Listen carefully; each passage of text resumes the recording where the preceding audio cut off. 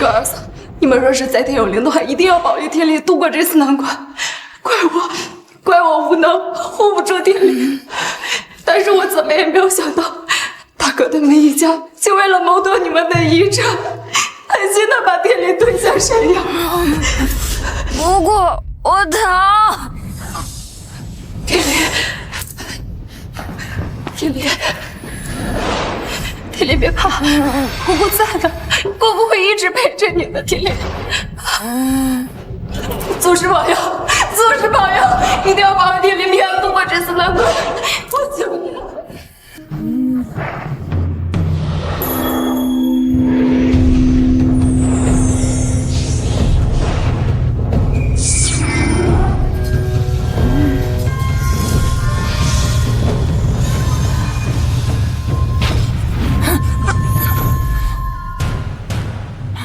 我这是不对，我的声音怎么变了？高清，当年我收进天宝阁的那个小血童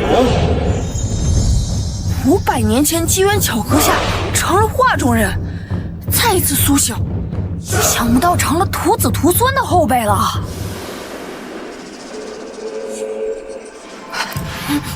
天灵醒了，你这是？没事就好，一定是你爹娘冥冥之中在保佑你，让你平安度过这次大难。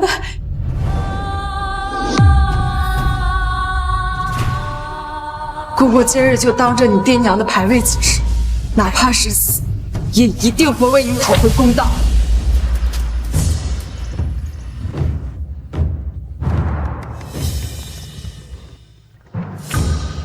天灵，你在这等等，姑姑去找你爷爷。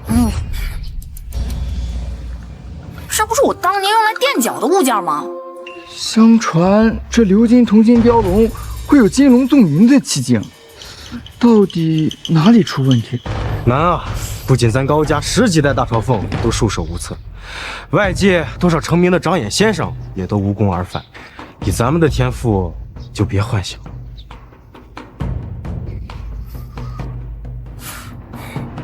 有这么难吗？望其时针，宝灵自现。唉，这么多年了，我的眼睛什么时候才能好呀？难怪这些人找不到雕龙的秘密，原来是把老龙的眼睛给挖了，变成了一件残器。老龙，500年不见，别来无恙啊！难道你是？你？难道你是？杀了你这么多年，难为你了。别急，我现在就来给你点眼。啊！虽然不怎么好看，但也足够。来，过来。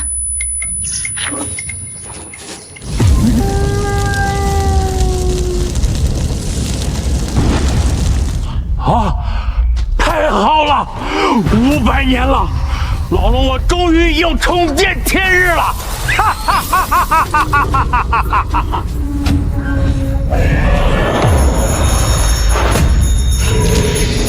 龙眼颤抖，这是神剑祖师再临世间！来人！何主，传我命令，天宝阁今日出世，迎回神剑祖师。是。天宝阁重开山门，高老爷召开考古宝堂朝奉选拔，对神剑风鸣，想必是势在必得。没错，高家少爷高峰过手数千件古玩，从未打眼，是神剑风鸣最有力的争夺者。金龙纵云，难道是？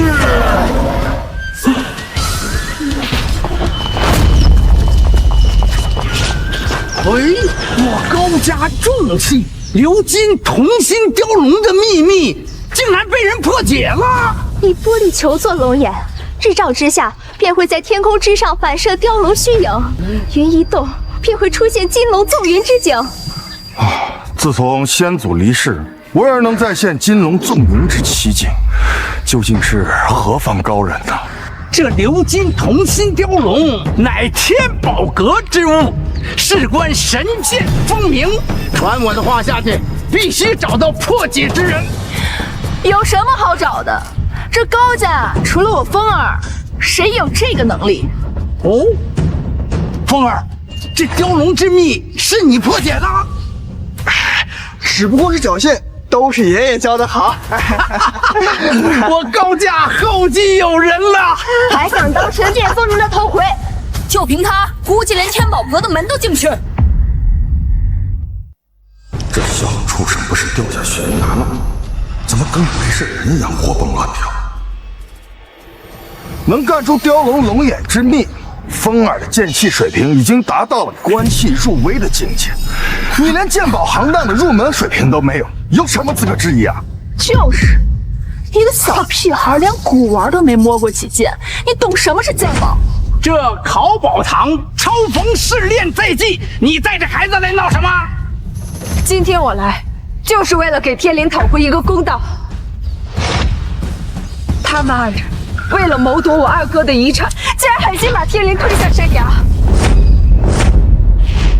小姑，天灵也是我们看着长大的，我爸妈不可能。胡说！天灵也是我的侄子，我怎么可能害他？爹，你可要为我们做主呀！我们好心打你点道行，可他却倒打一耙。我有信心管理好我二哥的产业，就不劳你们费心。给我滚出高宝堂！再敢胡闹，家法无情！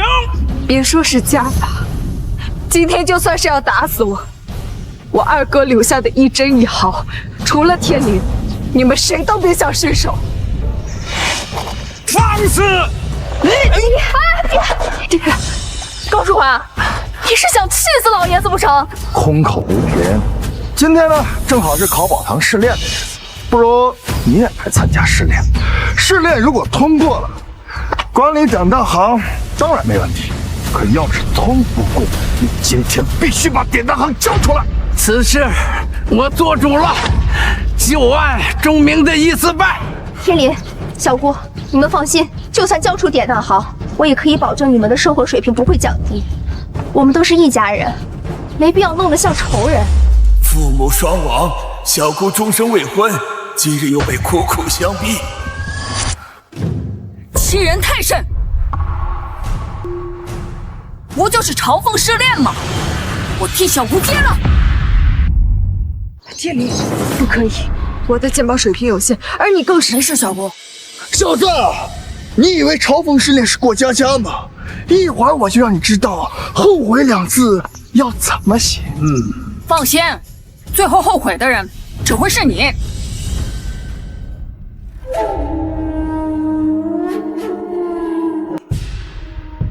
拜我的画像，还要与我比试？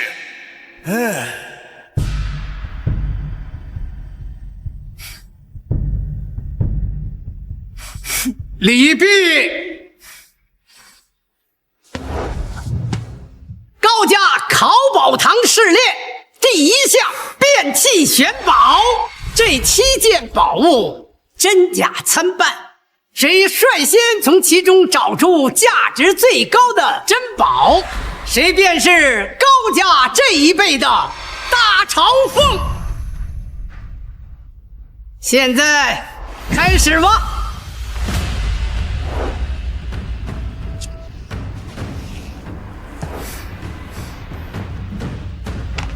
这几件宝物，初看外形都有一眼，但若不仔细甄别，极容易打眼啊！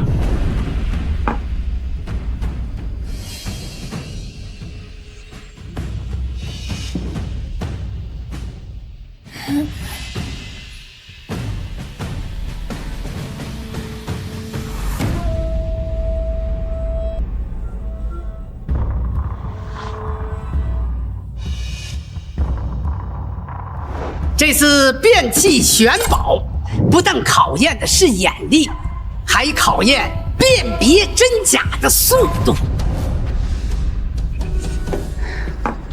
以我的眼力来看，这几件宝物当中，价值最高的，应当是这盏宫灯。至于这幅下禅图，么拉稀玩意儿？这造假人的技术这也太低了。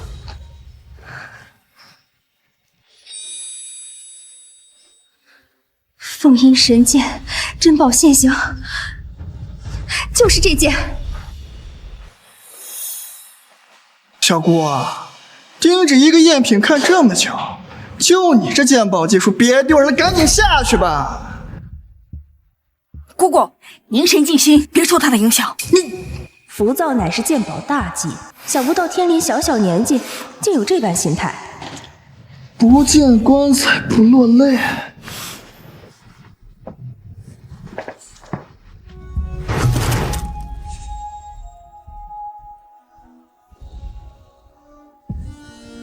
爷爷，我选这件。好，这件宫灯造型古朴，可谓是一眼大开门的老物件呀。长眼一看，能到大宋一朝，哈哈，高家大少，好眼力。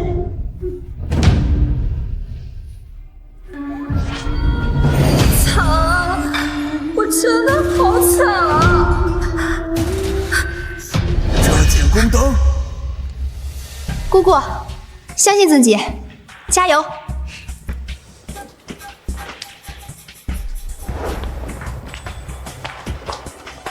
爷爷，我选这件。孺子可教啊！诸位对这件瑞花瓶如何评价呀？纹理细腻，胎质轻薄，落款工整，这应该是康乾一朝的御用瑞花瓶呀，真是好宝贝。但相比封上的那件宫灯，差的就有些远了。我可是500年前的宫廷御用之物，连当初的皇后娘娘都爱不释手。能挑中宫廷瑞花瓶，倒是有几分眼力，可不如那件宫灯，那倒不见得。其余几件都是赝品，这件鸳鸯龙纹盘，应当就是最后的真品了。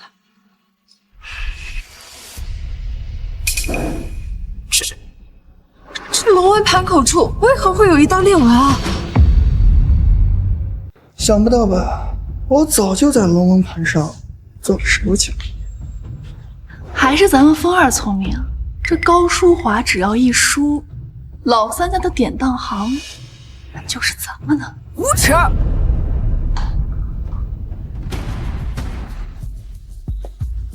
香快要燃尽了，你倒是快选呀！不听劝，非要上去逞强，结果连一个小辈都不如。我要是你呀，早就臊得撞死自己了。这龙纹盘应当就是最后的真品，可为何盘口会有裂纹？难不成是我看大眼了，没有找到真正的宝贝？连真假都分辨不出来，不配做我高家的子女。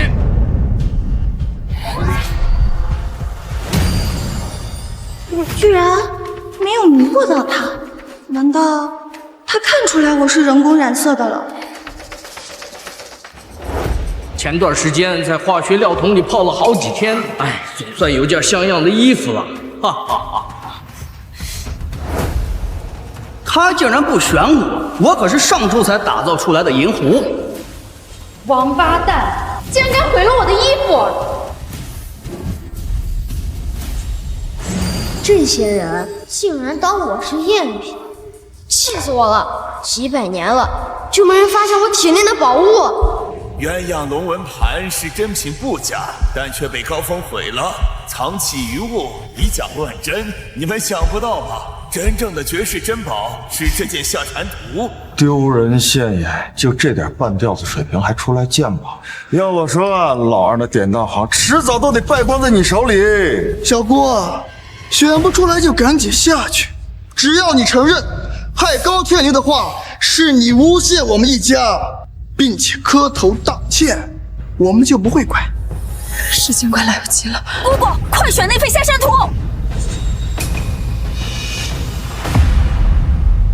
下禅图，刚刚怎么没发现？这幅下禅图虽然画工粗劣，可画布厚度异于寻常，难不成其中真有玄机？天灵从未接触过古玩，隔着这么远的距离，竟然能发现下禅图的异常，这是巧合吗？你这个小废物，什么时候轮到你说话了？你知道什么是见宝变真吗？这下禅图，除了这画布本身厚一点之外，画技根本就是初学者的水平，这根本就不是名师大作啊！最后10秒，选宝即将结束。姑姑，相信我。算了，选龙龙牌根本就赢不了比赛，不如就听天灵的吧。我选下禅图。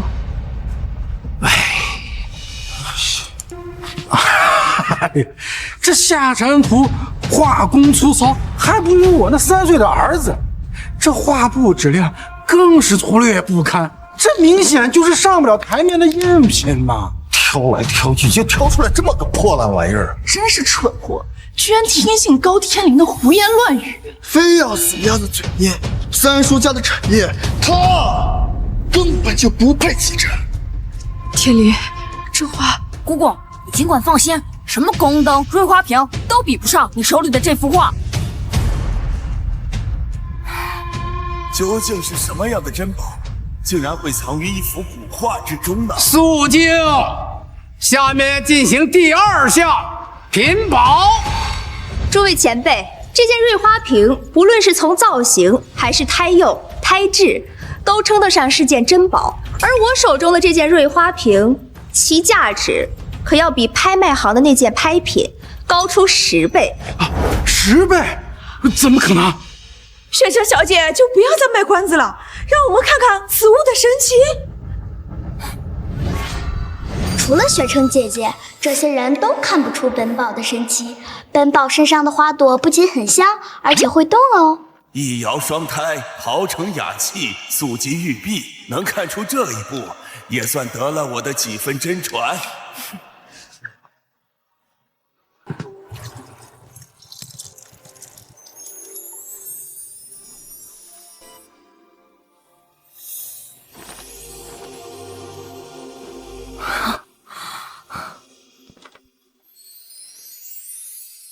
以假花招真蝶，这就是瑞花瓶的真正价值。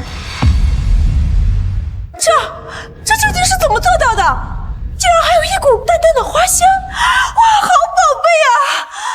我手中的这件瑞花瓶，胎釉当中掺杂香料，胎质细腻透亮，会随着温度的变化出现花卉盛开之景。请爷爷见价。此瑞花瓶价值3000万。到我了！今天我就让你们看看，高家大炒粉可不是什么阿猫阿狗都能当的。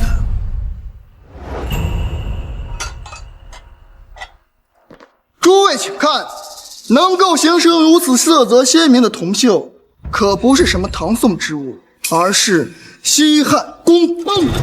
西汉宫灯，惭愧惭愧，我石宝断代了半辈子，竟然不如高家一个小辈。然而这件宝物可比西汉宫灯价值万倍。来人！是。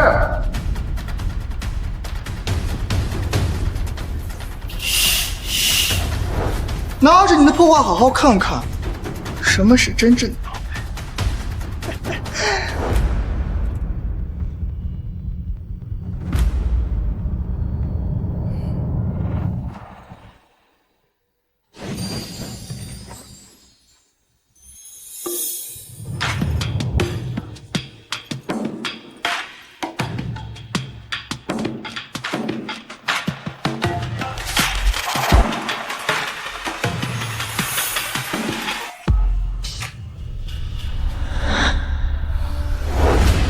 老夫起初看此灯只是年代久远，没想到它竟是传说中的天下第一灯。没错，这就是天下第一灯——西汉鎏金宫娥灯。西昔日明祖曾用3座城池来交换，却皆无所得。这真是万中无一的重宝呀！冤啊冤啊！我是一件不祥之物，得到我的人都会死于非命啊！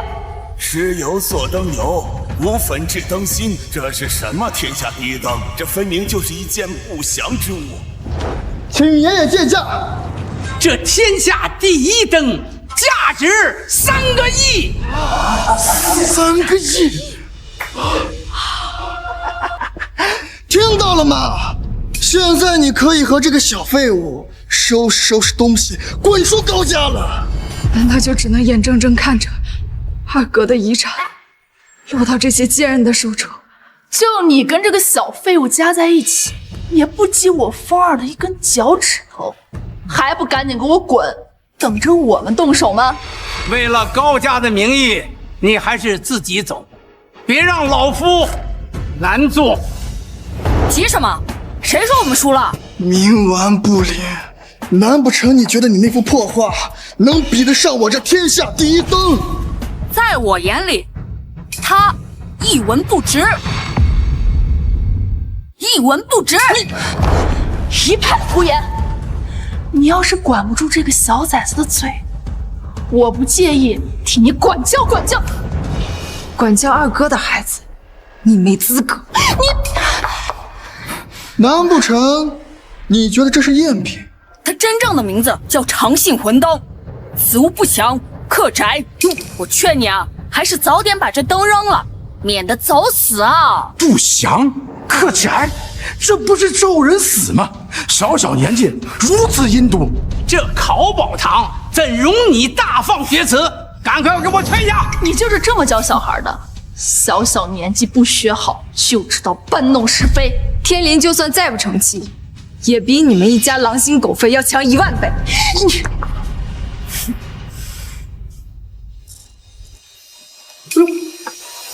好好看看，这是灯油吗？这怎么是尸臭啊！哎呀！你放下我的公子！冤啊冤啊！我怎么隐约听到有人喊冤？莫非这宫灯真是不祥之物？小崽子，你又使了什么见不得人的手段？看清楚了吗？这5道血痕代表着已经有5位魂灯的主人死于非命，而且除了石油，整件器型都是由人骨所制。人骨！除了底部有一圈铜锈，这灯身毫无锈化痕迹，难道真是人骨宫灯？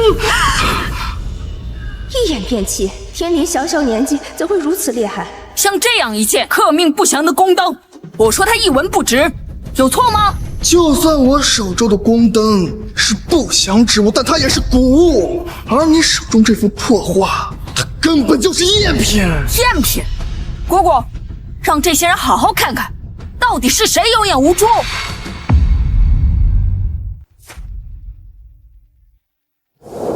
果果，一会儿把水泼在画上面。既然选择了这幅画，那就相信天林。一动不动做什么？现在赶紧给大家讲讲，这幅画是哪个大家的大作呀？你看你这孩子，怎么就知道为难你姑姑呀？对着一副赝品，难道还能讲出花儿不成？这幅画的确是一幅赝品，我还是头一次见到有人选到了赝品，还在这里大言不惭。不知好歹的东西，你想气死老夫啊！选中了赝品，不以为耻，还以为荣。画是赝品，但却有珍宝藏于画布当中。画布虽然厚重，却是残段重叠合成，遇水而溶，显露珍宝。难不成这幅画内真的藏着一件宝物？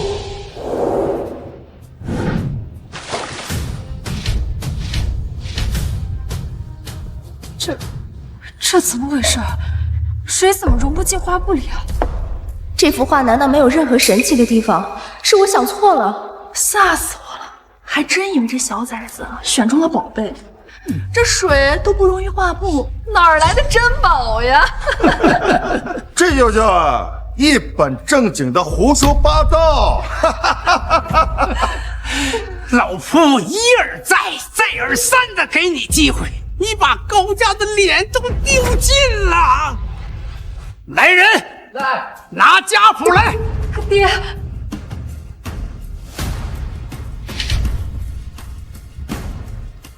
高淑华冥顽不灵，教子无方，从今天开始驱离高家，终身不得进入高家半步。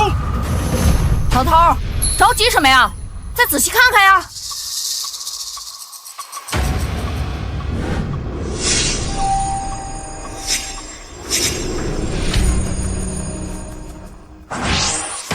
这都多久了？终于有人发现我身体中的宝物了。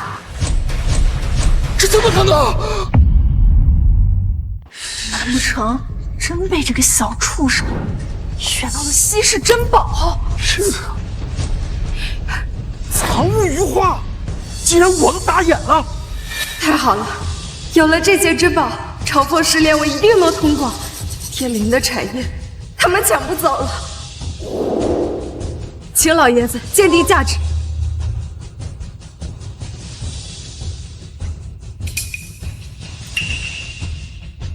你说这是奇石珍宝？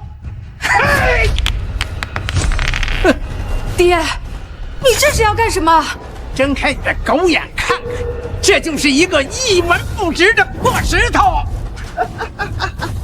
折腾了半天，原来就是一块破石头呀！我看这画布还值个几十块钱，这被视为珍宝的石头，恐怕价值连几十块钱都没有吧？这怎么可能呢？这块石头明明藏于画布当中，这怎么可能没有价值呢？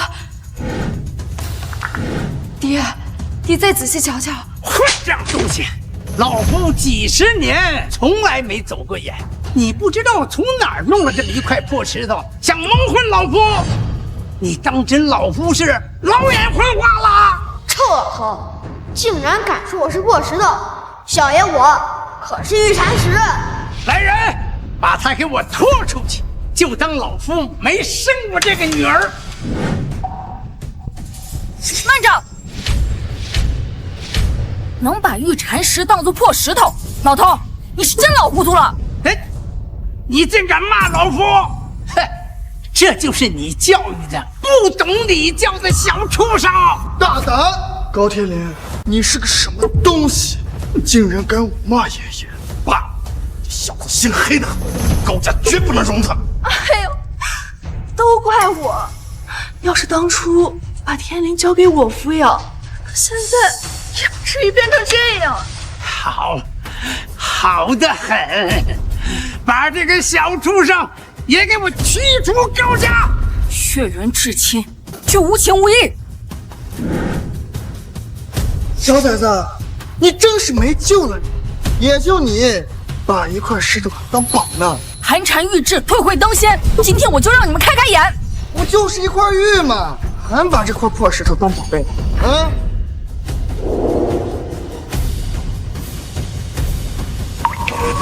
！300年玉玉，500年化禅。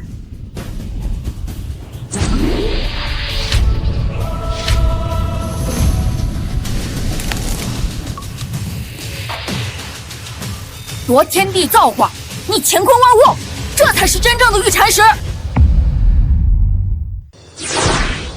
逆木为玉，这真是稀世珍宝呀！原本的石油变成了金液，把一件不祥之物变成了锐气。玉蝉石价值无量啊！这块破石头竟然真的是绝世珍宝，这小崽子是怎么看出来的？窥物真形，望气识真，这是当年神剑祖师才达到的境界。天灵他，太好了，天灵，你爹娘的产业总算是能保住了。小女子被诅咒纠缠了1000年，多谢恩人出手相救。无妨。傻眼了吧？让你们说我是赝品？对，你们全家都是赝品！难道助手压死这飞了？你只不过是瞎猫碰上死耗子，不算，这场试炼不算。就算再比10000遍，你也不是我的对手。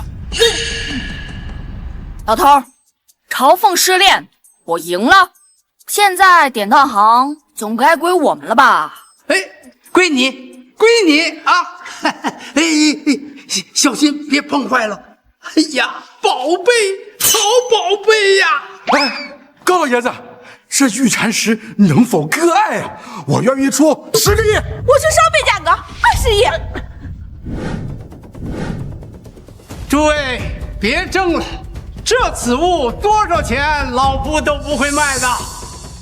800年孕育的玉蝉石，此物的价值已经不能用金钱衡量了。从今日起，此物就是我高家的传家宝，日后子孙任何人不得变卖。高老头，我看你是老糊涂了吧？竟然拿着一块破石头当传家宝！孙九，你到我高家来干什么呀？天宝阁封明大会在即，我提前来会一会高家的年轻一代。嘿，没想到一进来，满屋的人拿着一块破石头当传家宝，真是百年世家毁于一旦呐！一群酒囊饭袋罢了，算什么百年世家？就凭这些废物，哪有资格和我们争神剑之女？这人谁呀？在我们高家也敢如此猖狂？南高北孙，他们孙家可是北方最久于盛名的富二行。潘家园原主孙景，咱爹的死对头。玉蝉石的神业，大家都是亲眼所见，九爷您却真假不分。看来这北城孙九啊，也是徒有虚名啊。真是不知天高地厚。这些石皮名为灵肾退，常见于地下墓葬镇墓兽的石像身上，能使人产生幻觉。竟然被一个小孩子设局，玩得你们团团转。哼，一把年纪了，活在狗身上了吗？爷爷，这的确是灵山退，我们都被这个小子给骗了。我就说，你风儿的水平怎么可能打眼？原来真是你这个小崽子做了见不得人的手段。肯定是高诗华教的。为了老二家的产业，你真的是什么下三滥的手段都敢用。哼，不走正道，竟搞这歪门邪道！这，嗨！哼，你们2个不孝子孙，给我滚出高家，从此不能踏入高家半步！真的是灵肾退吗？可之前龙盘明明有一道划痕，现在却完好如初了。臭老头，竟然敢摔我！哎呦，疼死我了！小鲁氏，一会儿替我狠狠地教训他们。我走可以，但要把二哥家的产业还给天灵。还敢要产业？你真的是把不要脸贯彻到了极致。妈，你少说2句。小姑，你别着急，爷爷只是一时生气，不会不顾血缘亲情的。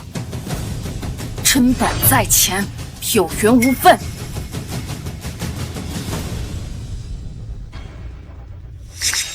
精彩，真是太精彩了！又是设局，又是争家产，我看你们高家个个都是人中龙凤啊！哈哈哈！哼，我们儿孙再不孝，也用不着你个外人在这插嘴。孙九，你到底是为何而来啊？30年前南北鉴宝会上，我输给了你。今日我们潘家园2大朝奉来与你们高家年轻一代斗口，你要是赢了，潘家园归你；你要是输了，高家的产业归我。九爷，这哪是赌身家，这是在赌命啊！有好戏看了。今日你我2家既争高下，又决生死，你敢吗？孙九明显是有备而来，堂堂百年世家，不会怕了吧？传闻高家师从天宝阁，如今连斗口都不敢，真是把天宝阁的脸都丢尽了。爷爷，他们明显就是在激你，绝不能冲动行事。爷爷，我们都被堵到门口挑衅了。要是我们不答应，那我们高家日后如何在古儿界立足？说得对，我们有风儿，怕啥？跟他们斗！一群废物，也配得上无双二字。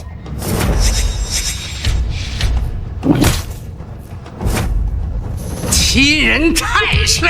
好，今日我跟你斗。两位要斗口，不妨我来当个裁判，如何？赵家，莫非你是天宝阁阁主赵怀瑾的女儿？久言慎言，天宝阁的阁主向来只有神界祖师一人，我赵家历代不过是代为掌管。哎，赵小姐远道而来，所谓何事啊？一来是父亲念到老爷子身体，特意来看看；二来呢，是为了这破解雕龙之秘之人，来找我的。赵小姐，我就是破解六星土星雕龙的人。父亲临行嘱托，只有祖师才能再现精灵纵云之景，破解之人便是祖师在理，一定要以礼相待。高少真是天纵之才，竟破解了100年之秘。等高少驾临天宝阁，我赵家必定扫榻相迎。赵家的人竟然这么看重我！来人，这是我顺路收的几块山料，我看成色不错，不如就由他们来斗。我没意见，行。好，这3块山料当中唯有1块含玉，哪一方最快出狱，哪一方获胜。刘轩，给高家人一点颜色看看。哼，风儿，给咱们高家开个头彩。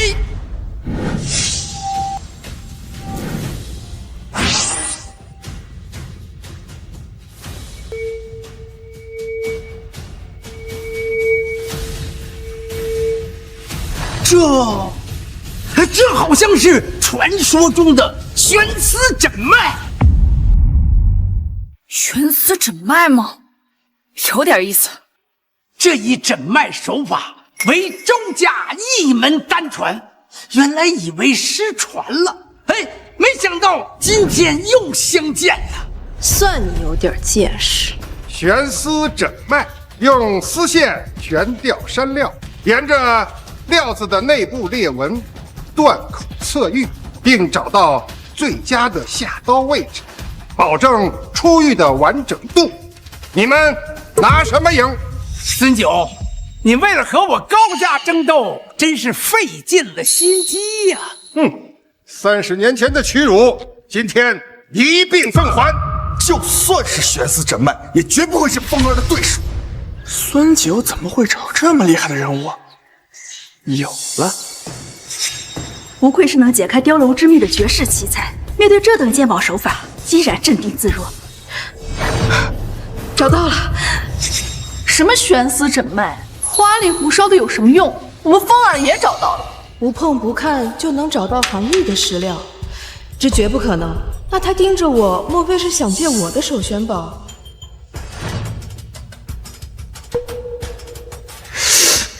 不是这块，找到了。赵小姐，你果然具有慧眼，这块石料中确实含有绝世翡翠。能解出雕龙之秘的眼力，怎么会选错？看来我手中这块就是真正有玉的石头，周旋就是乱调了一块而已。3块玉石，只有1块含玉，你输定。赌石有个不成文的规矩，没开刀前，谁都不敢说自己手里的料子一定有翡翠。以风儿的眼力，绝不可能打赢。来人，切石！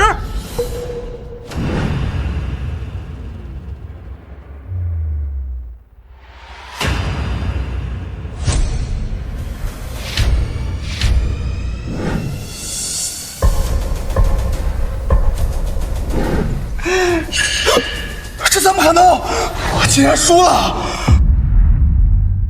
哈哈，好！这什么绝世天才？我看你是绝世废物！我竟然会输！就你的那点小心思啊，早就被我看透了。耍些小聪明，终归是难登大雅之堂啊！唉，我高家绝学凤鸣剑如果不曾失传，今天也不会是这种局面呐！高峰竟然输了，高家是没希望了。爷爷，我，没事啊，风儿，你只是一时失误。咱们还有雪城呢，连高峰都不如，还想赢我？哼，痴人说梦！能不能赢，要比比才知道。雪城，全靠你了！来人，上料！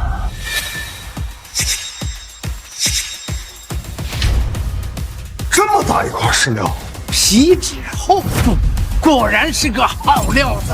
这赌石的规矩，一刀穷，一刀富。这么大的料子，究竟是涨是跌，都在这第一刀。这第二场比试，每人只能切一刀，先界玉者获胜。这么大的料子，要快速准确的找到玉石，这难度比刚才何止提升了10倍呀！爷爷，我一定会全力以赴。我劝你早点认输算了，别一会儿下不了台面。多说无益，请。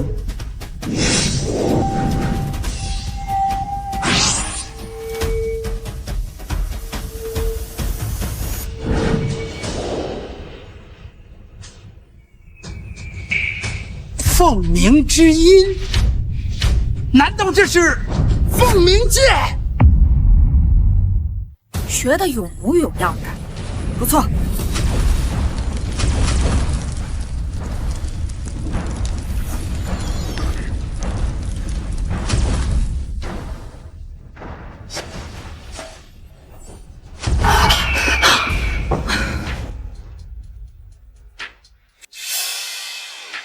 你败了，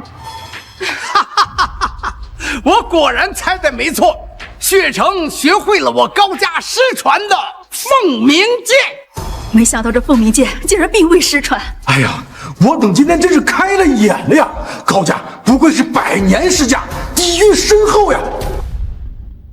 哼，你败得不冤。相传凤鸣剑乃神剑祖师所创。每次铜球敲击物体表面，听声音就能辨出内部结构。凤鸣剑失传，没想到高家竟有人学会了。孙九，这凤鸣剑是天下1等1的剑宝手段，有我们雪城在，这场争斗你赢不了了。这下潘家园你的奇珍异宝都将会是我高家的了。田园，该你出手了。好好看着，我是怎么赢你高家的产业。不管谁来，不过多个手下败将罢了。九爷，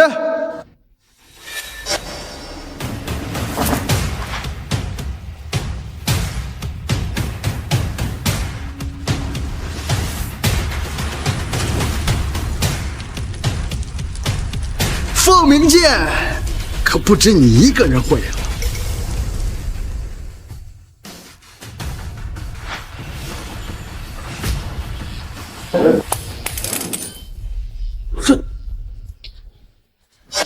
什么？你竟然也会凤鸣剑？这怎么可能？这凤鸣剑是我高家独有的，他怎么也会？混账！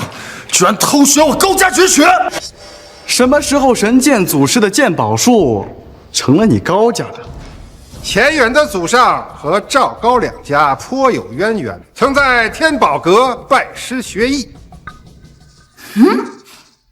我怎么不记得？我曾经有个姓钱的弟子，不过他的凤鸣剑是不是变歪了？我不能输，我要是输了，高家就都毁在我的手里了。还有天林、小姑。执迷不悟，你只能用1颗珠子，而我可以同时操控2颗，你拿什么赢我？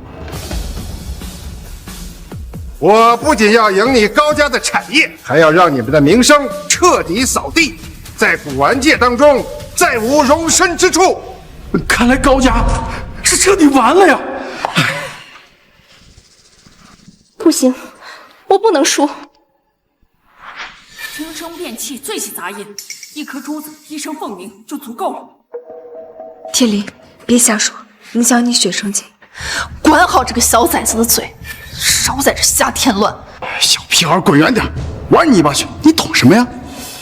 传闻中，我高家先祖使用凤鸣剑的时候，就只有一颗珠子。莫非他也懂凤鸣剑？一颗珠子，一声凤鸣。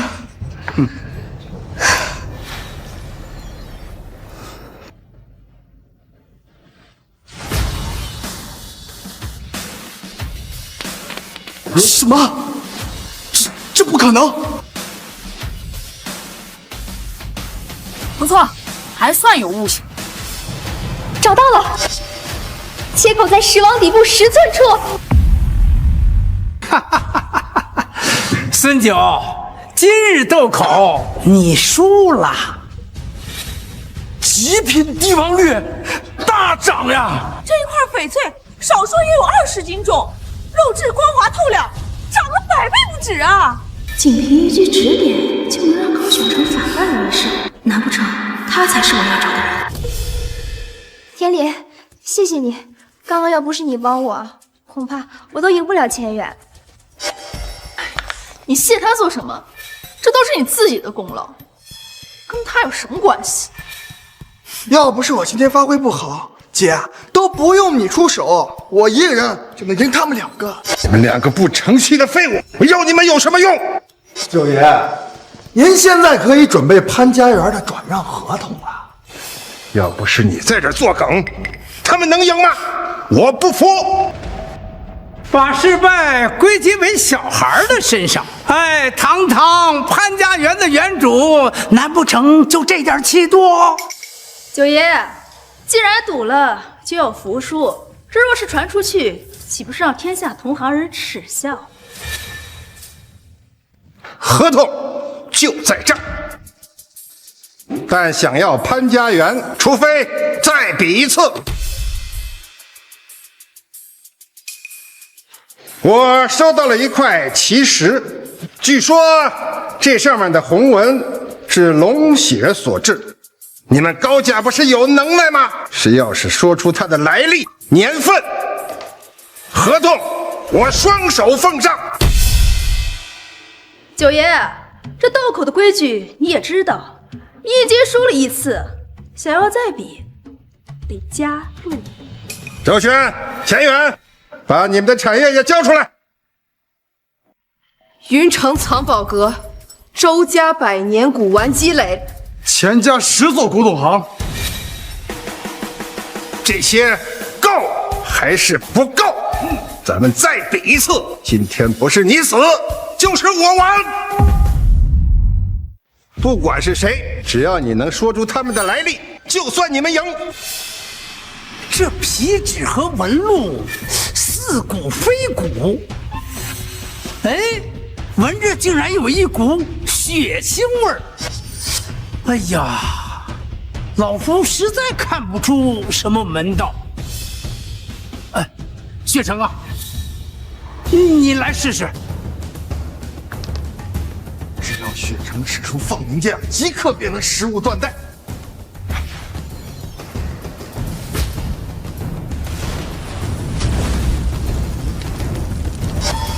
这怎么可能？我竟然听不出来这块石头的内部结构。雪城可有断论？爷爷，我看不透。怎么用了凤鸣剑也没断出来？一群蠢货！这东西要能用凤鸣剑检测出来，九爷怎么可能会拿出来？要不是赵家人搅局拿出了这块石头，又怎么会这么麻烦？凤鸣剑号称无物不见，居然也看不穿。不就是块破石头吗？我来试试。风儿怎么说也是破解了雕龙之秘的天才，他一定行。也好，正好借着骑士的名头，看看他到底是不是祖师。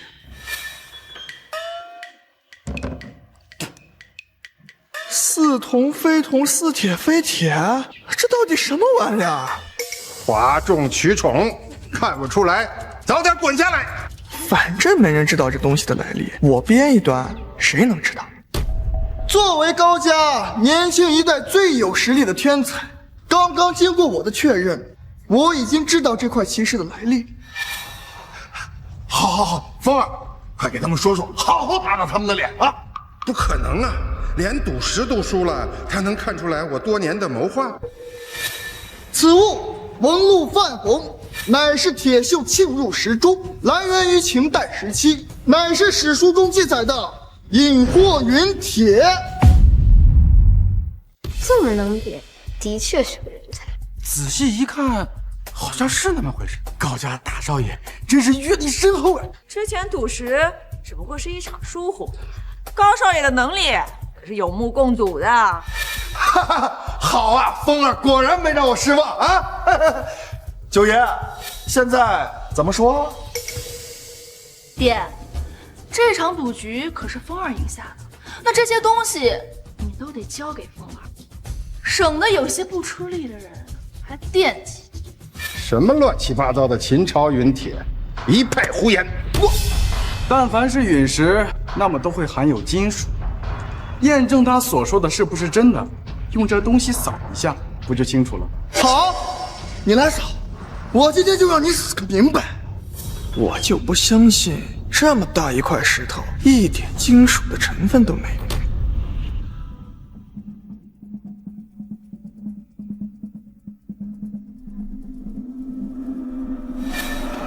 就是你说的秦朝云铁，笑死我了！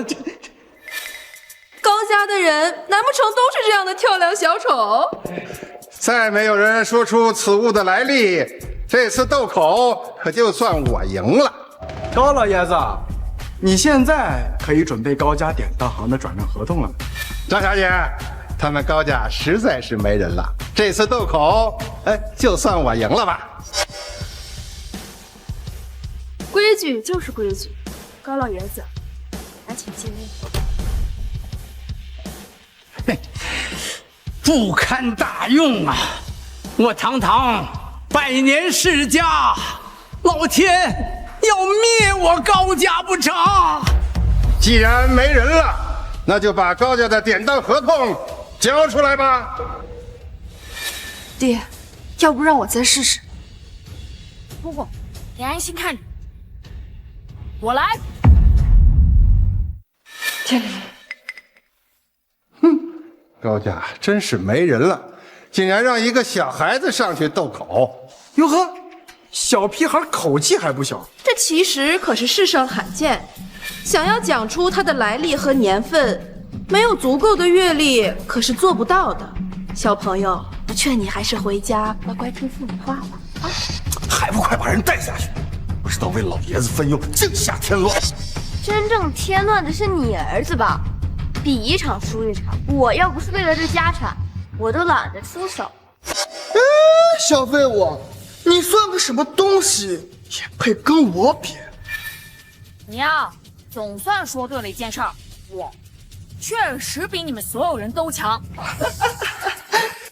好狂妄的小孩，到底是真有本事，还是信口开河？你说你比我们都强，好，那你就说说这块石头的来历。要是你能说出来，我就跪着爬出考宝堂。天灵也是为了高家，难道看着祖宗的产业被外人抢走，你们就都高兴了？输了就是我们技不如人，那就该是九爷。九爷，您说对吧？就冲你这句话，我给你们留几间典当铺子。多谢九爷，多谢九爷！你们，人家都上门欺辱我们了，祖宗的产业都快让你们给丢了，竟然没有半分廉耻之心呐！爸妈，你们，我们怎么了？每个人都会先为自己考虑。再说了，这豆口也是老爷子你自己接下来的，那要怪也只能怪你自己。我之前竟然没有看出来，你们是这样的尖酸刻薄呀！老头儿都这么大年纪了，淡定点儿。放心吧，我赢定了。不行，我不能输，听声辨气，最其杂音，一颗珠子，一声凤鸣就足够了。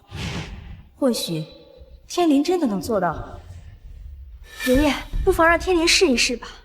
既然高家无人可用，天灵，你上去试试。行啊，那就再让你们多蹦跶几分钟。旺气时针，神剑古今。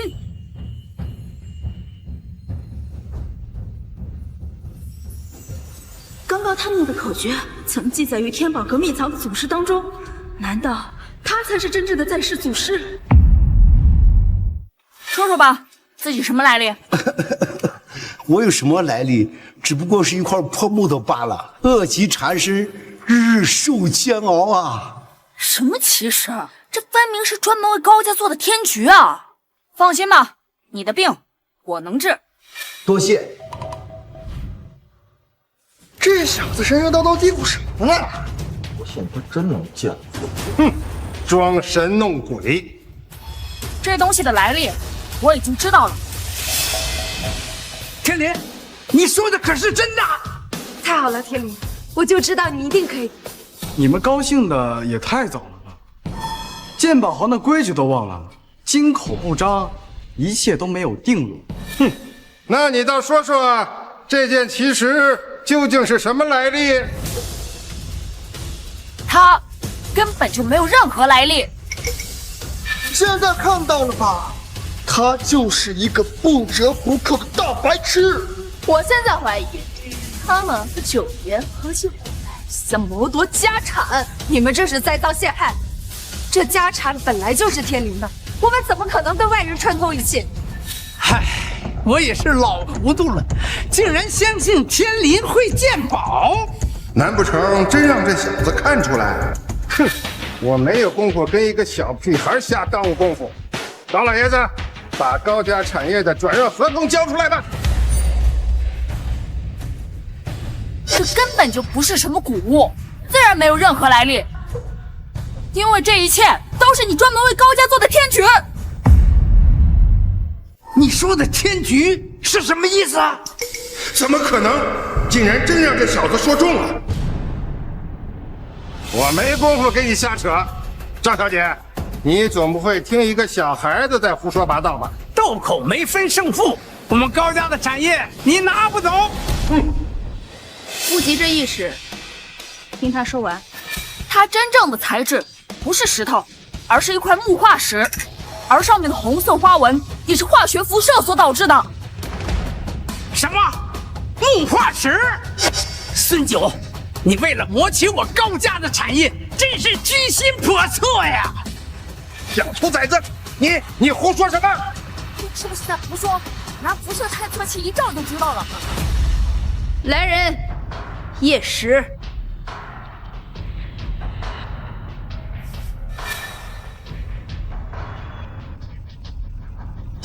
小姐，这东西辐射量严重超标，长期接触对人类有巨大的危害。想不到是九爷设的天局，高家小少爷能一眼断石，这才是绝世奇才呀！怎么可能？还真让这个小崽子给说中了。我为高家设的10年天局，竟然回到一个小娃娃的手里，这不可能，不可能！韩家园摆明嘲讽，长眼先生都看不出来木化石，他怎么可能认出来呢？这木化石的记载只在极少一部分古籍当中有只言片语，小少爷当真是少年英杰。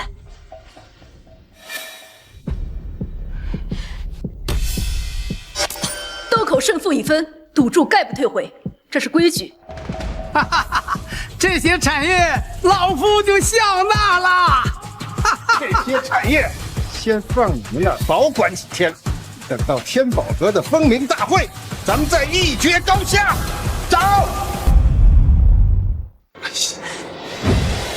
这么多产业和古董，爹，这次雪城和风儿也出了不少力，是不是也该给我们分一点？分给他可以，分给你们不行。你只不过是侥幸认识木化石而已，你有什么可得意的？你说到底，我们也是血亲，你凭什么不分？血亲当初你们两个把天灵推下山崖，想要把我赶出高家的时候，可没想过我们是你的血亲。这么多产业你想独吞，我不答应。够了！田林，把这钥匙和潘家园的产业你都收好。雪城，那些产业都是你的。田林，你年纪还小，这些产业大伯母先替你打理，等你以后长大了，大伯母再还给你。混账！我很好奇，你也能看得到宝灵？我看不清，但我能察觉到。唉，忙了一天，累死我了。天地万物，愿灵于内，你能察觉到，也算是有点天赋。是不是你再现了金龙纵云之境？对啊，就是我。不过你是怎么知道的？我一开始只是有所怀疑，但是刚刚看到你施展的问灵鉴宝术，我才终于确定，你才是我要找的人。那有什么难的？我还会很多别的鉴宝术呢，想不想学啊？这鉴宝术乃是古玩行当的不传之秘，极为珍贵。你还会别的？这招叫窥宝术，这招叫寻宝听音术。这些可都是失传已久的鉴宝术，你竟然真的会？看在你是赵家的后辈，给我揉揉肩、松松骨，我就交给你啊。我可是赵家大小姐，你……看来你还是不想学啊。没事的话，我就先走了啊。哎，等等，我揉。小崽子，竟然一点产业都不留给我！之前让你去山崖下巡视，你非不听，现在那小畜生飞黄腾达了，你说怎么办？那就让他再得意一会儿。我已经打听清楚了，天宝阁举行风云大会，正是因为金龙纵云之境，而风儿则是解开雕龙之秘的人。你说的是真的？赵家家主赵怀瑾亲口所述，绝无虚假。我就知道，我们风儿是人中龙凤，怎么可能连一个小畜生不如？等到风儿执掌了天宝阁，那天下奇物尽归所有，这些产业根本不值一提。那日究竟谁解开了雕龙之谜？难不成是高天明？不对，不可能是他。如果他真的是天才，怎么可能会隐藏这么久？风儿，你不要担心，明天风云大会，雪城会尽力帮风云大会魁首，非你莫属。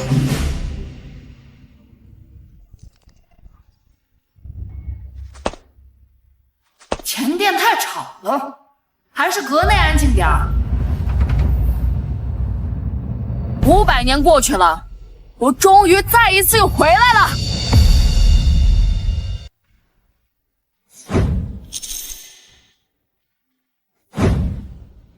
老龙的眼睛原来在这里，等回到高家之后，正好帮他安上去。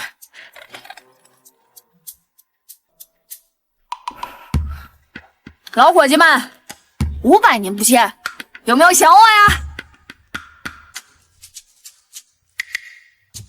祖师爷，你终于回来了，祖师爷，你怎么变成小屁孩了呀，祖师爷？老师，奴家等的好苦啊！都500年了，一点也不稳重啊！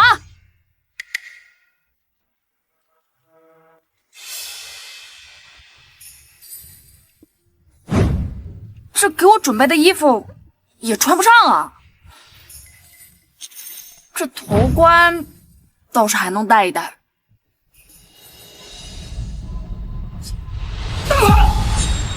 哪里来的野孩子，竟敢妄动祖师的东西！这不就是给我准备的吗？没大没小，天宝阁不比你家，不是你可以来撒野的地方。青莲没跟你讲我身份啊！哎，还敢直呼小姐的名讳，信不信我替你家长辈教训教训你啊！哎，算了，小娃娃淘气顽皮，带到前殿，让长辈认领吧。是。哎呀，走，走吧，家主仁厚，就不找你麻烦了。哼，再在我的地盘，你们敢动我？切，还敢蹬鼻子上脸呢！混账！祖师的椅子岂是你能坐的？快点给我站起来，否则的话，我不介意好好的教教你规矩。500年前我定下天宝阁的规矩，用得着你来讲？500年前我定下天宝阁的规矩，用得着你来讲？胆大包天，竟敢冒充神剑祖师，给我去查！不管他是哪家的，一律提出封明大会。相信我，你会后悔的。凡是古玩行的人进天宝阁，如敬神明。你冒充祖师，不遵规矩，我就算是废了你，也没人敢说半个不字。赵家主，手下留情。天灵，你没受伤吧？刚刚前殿突然找不见你，你吓死姑姑了。我没事儿，没事就好。赵家主，天临年幼，又不知道这天宝阁的规矩，还望赵家主勿怪呀。原来这小娃娃是你高家人。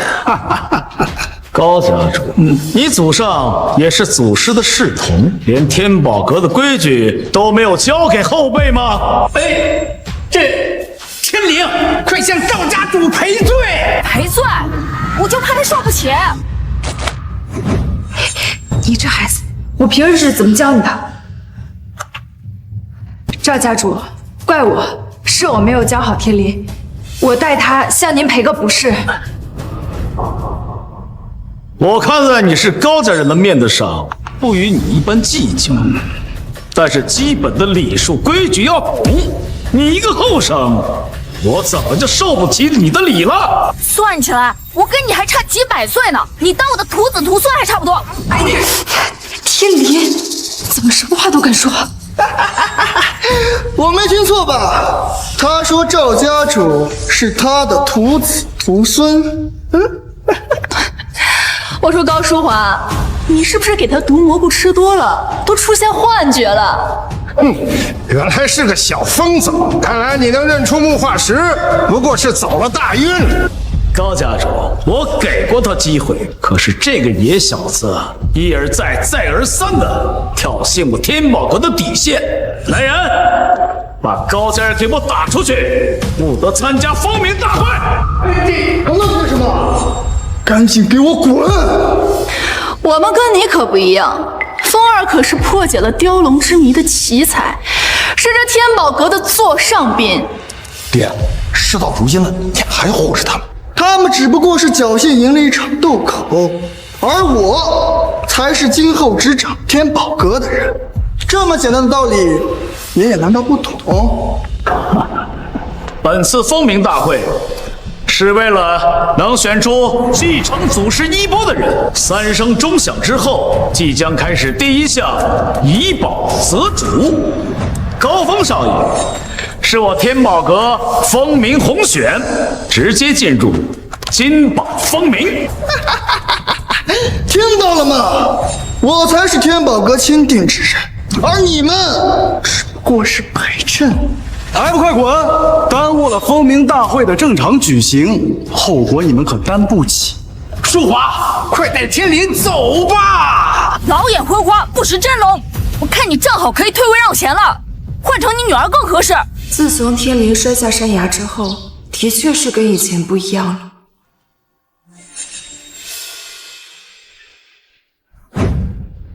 吉时已到，来人，把他们给我轰出去！慢着！爹，高天灵才是解开雕龙之谜之人。你说是他一个小娃娃破解了雕龙之秘？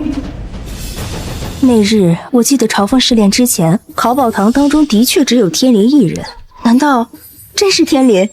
高家的鎏金同心雕龙，在座的诸位都曾尝试破解。赵小姐，你的意思是，我们这么多朝凤先生，难不成还不如一个乳臭未干的小崽子？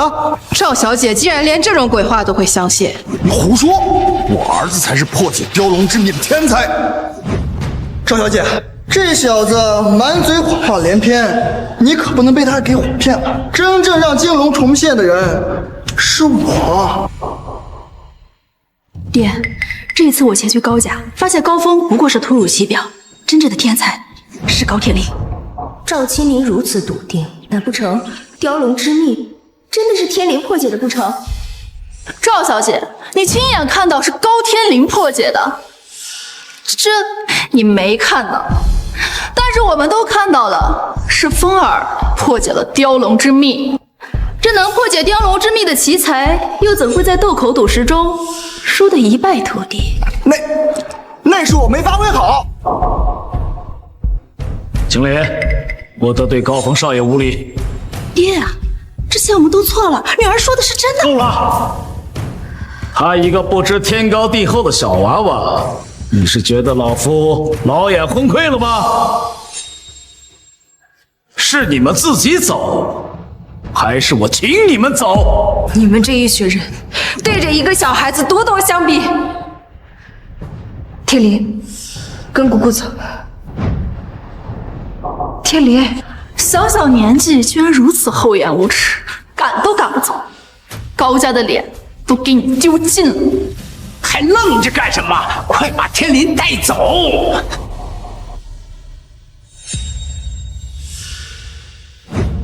老夫没有耐心陪你们胡闹下去。来人，我福宝阁不允许你们在这里胡乱撒野，把他们给我打出去！不就是金龙纵云吗？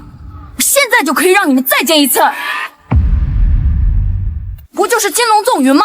我现在就可以让你们再见一次。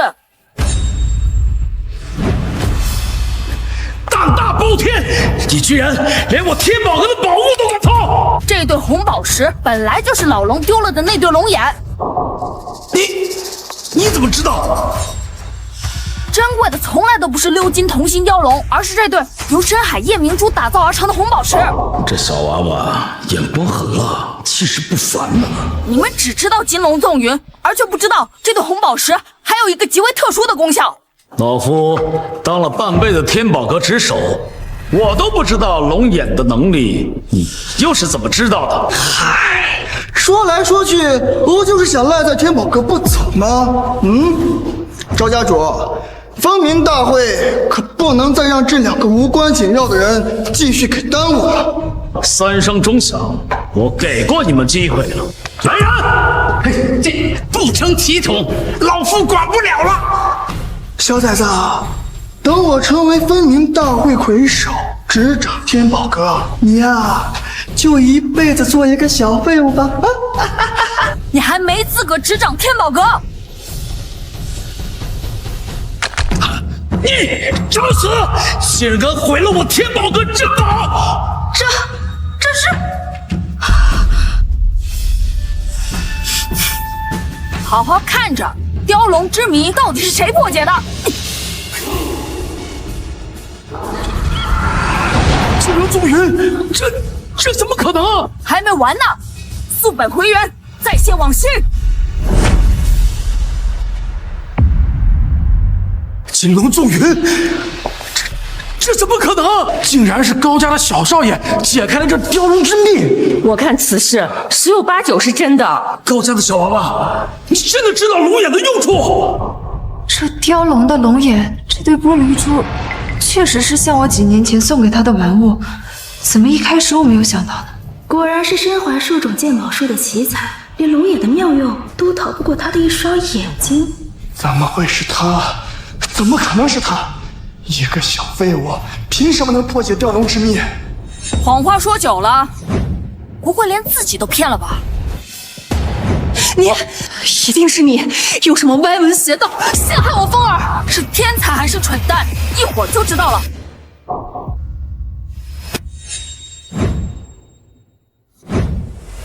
诸位，风鸣大会即将开始，到底是谁破解了雕龙之秘？金榜风鸣之时，自会水落石出。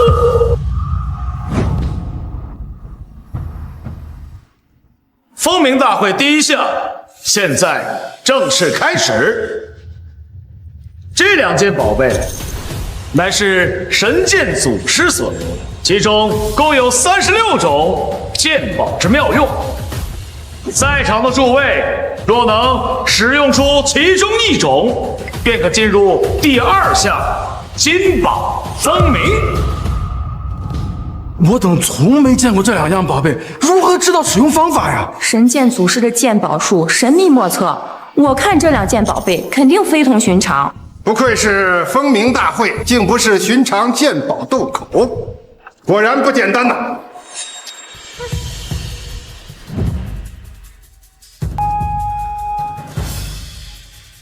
不懂装懂。下一个，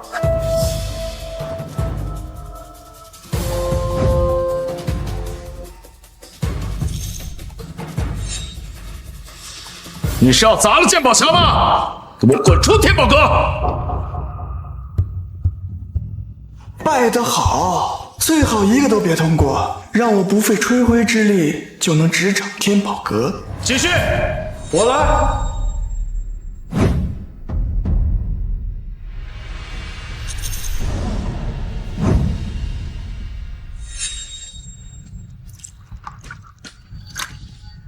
此为鉴宝匣用法之一，水镜。有点见识。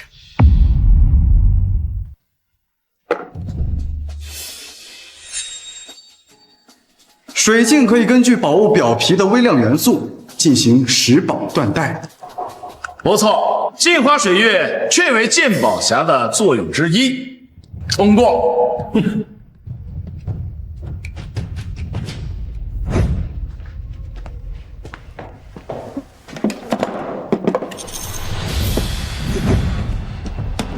鉴宝匣中竟然是一面镜子，化实为虚。这面镜子可以探测到宝物的内部结构。不愧是潘家园原主，竟然知道玄关宝镜。通过。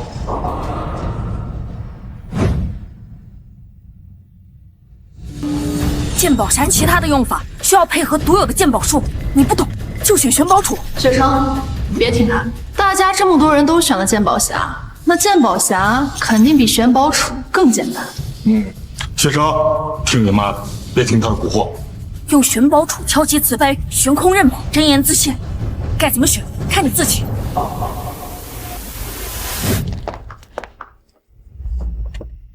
鉴宝匣的玄妙，我的确看不出其他的用法。可玄宝杵是祖师遗物，天灵又是怎么知道用法的？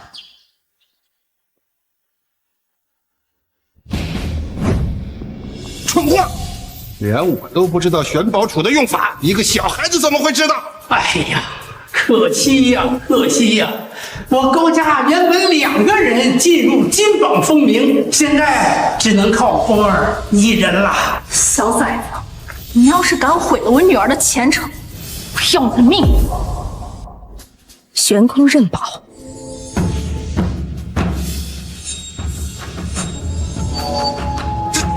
这不可能！好，连我赵家子弟都不知这玄宝杵的用法，你非常不错，通过。高家的高峰和高雪成，真不愧是绝代双骄。我雪成表现不错呀，看来金榜风鸣大会的魁首将在风儿和雪成中间产生了。老头子，高兴过头了。都听见了吗？我教出来的儿女才是天才，高天林不过是个运气好点的蠢货。赢了那点产业又能怎么样？还不是比不过我们家风儿和雪成的一根脚趾头啊！天宝阁的金榜当真神奇啊！能在风鸣金榜之上写下完整姓名之人，当为风鸣魁首，执掌天宝阁。我什么时候说过金榜是这么用的？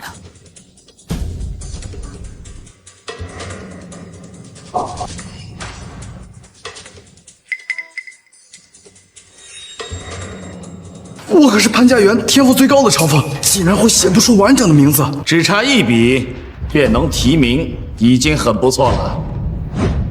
九爷，以你的能力，一定能成功提名。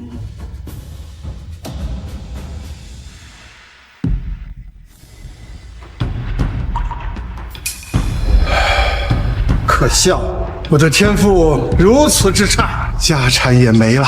从今往后，我将退出鉴宝之行。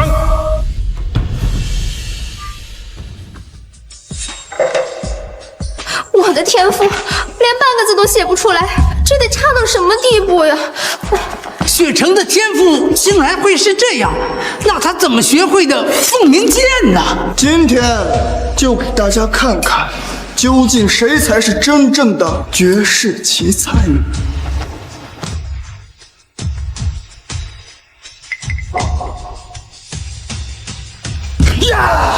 我成功了，我做到了，我成功的分明，我高峰就是分明大会的魁首，我成了，不愧是我儿子，好啊！都看清楚了吗？这才是真正的天赋与实力，不像有些人上梁不正下梁歪。高峰成功金榜锋鸣，我宣布，等等，今天可是我儿子的大事，小崽子，给我添什么乱？金榜什么时候是用来测天才的？这玩意儿不是我用来专门测蠢货的吗？你就是看本少爷分榜提名，狗急跳墙啊你！简直无法无天！竟然敢污蔑神界祖师，老夫今天绝不轻饶了你！来人！等等，你们要是想对天灵动手，除非从我的尸体上踏过去。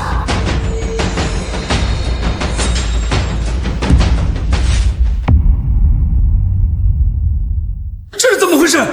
风鸣金榜怎么变成黑榜了？如果高天灵不是祖师的隔代传人，他又怎么会知道风鸣金榜真正的用途？我可是高家年轻一代最有天赋的奇才，我不可能是处罚。大胆！我乃神剑祖师，500年一轮回，如今我在世，我成了祖师了，我成了祖师，我成了你怎么了？你别笑，你别笑！祖师了，我成祖师了。举头三尺有神明，徐彦宏，这就是你们一家人自作孽的后果。你算个什么东西？竟敢顶撞祖师！你给我跪下！这神仙无法接受，心智受损，恐怕再不治，真要成傻子了。还愣着干什么？快送风儿去医院呐！祖师，不能，你不能！赵家主，看起来这风鸣金榜不过是一个笑话，这件事儿你得给我们一个说法。这金榜变成了黑榜，堂堂的天宝斋，这纰漏也太大了吧！九爷，金榜之事，这是他天宝阁自己出了纰漏。哎，九爷无需怪自己，咱们北方国而近，还得依靠九爷您这个大旗。据我的了解，早在春秋百家文献中就有金榜的记载。一个小娃娃偶然间知道了金榜的真实用途，这件事儿不足为奇。九爷说的不错，只不过认出了这金榜的真正作用，就想成为这魁首，这在座的诸位谁能服呀？不管怎么说，高天灵都是神界祖师的绝代传人，除了祖师弟子之外，谁还有资格继承天宝阁？500年的隔代传人，这种天方夜谭，我等可不相信。突然冒出个什么隔代传人，而且恰逢金宝阁风鸣之时，这未免也太巧了。这么大反应，我要是说出我就是神剑祖师，还不吓死你们？如果今天赵家主执意要将阁主的位置交给一个小娃娃，那天宝阁的威信将一落千丈，岂不成了一个空架子了吗？孙友，你2次败在天灵之下，难道你不服气？我孙九威震大江南北，靠的是识真辨假的真功夫。看来某些人还是不服气啊！老头，把玲珑棋盘拿出来，今天就要让他输得心服口服。棋子呢？没有棋子怎么下？是啊，这里面怎么都是乱七八糟的瓷片呢？难道要用这些瓷片做棋子吗？500年前，神剑祖师与鬼眼天师为了争夺大夏鉴宝界正统，两人便在这玲珑棋盘之上比拼。最终，鬼眼天师棋差一招，败走南洋。这些瓷片混杂了4种不同样式青花瓷的瓶口碎片，其中有真有假。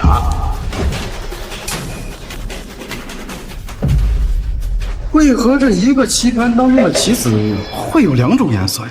左黑右白，若是打野拿到假磁片，则会变成对方的妻子。每一次需要在10秒的有限时间内找到真的磁片落子，考验的便是执棋者的速度与眼力。最重要的是，唯有找到同一件瓷器的瓷片，才可以在棋盘之上形成骑士大龙。单是分辨真假就已经极其困难，还要找到完整的瓷器形成棋盘大龙，这简直难如登天呀！小子，这玲珑棋盘比的可是变宝的真功夫，你像现在认输还来得及。爹，这孙九成名已久，你说天林能是他的对手吗？很难说呀，先看看吧。你能认出木化石，不过是占了几分运气罢了。可这瓷片画棋比的可是真眼力。这样，老夫也不以大欺小，我让你3子。你敢让我骑？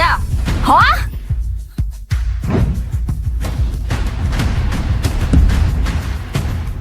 这高家小少爷眼力真是不错哎，落下这3子皆为真子。不过看落子这位置，这位小少爷不懂棋呀。第一手敢下在天元的位置，小子，你输定了。这天林眼力是够，可是这3手棋把那3子的优势几乎荡然无存了。品子星这种棋士开局，我好像在哪里见过。3品天元，这莫非是？你是真不懂棋呀，还是不知道天高地厚，竟敢下到这个位置？我就是单纯的看不起你。今天我就好好教教你，让你知道尊敬长辈这4个字怎么写。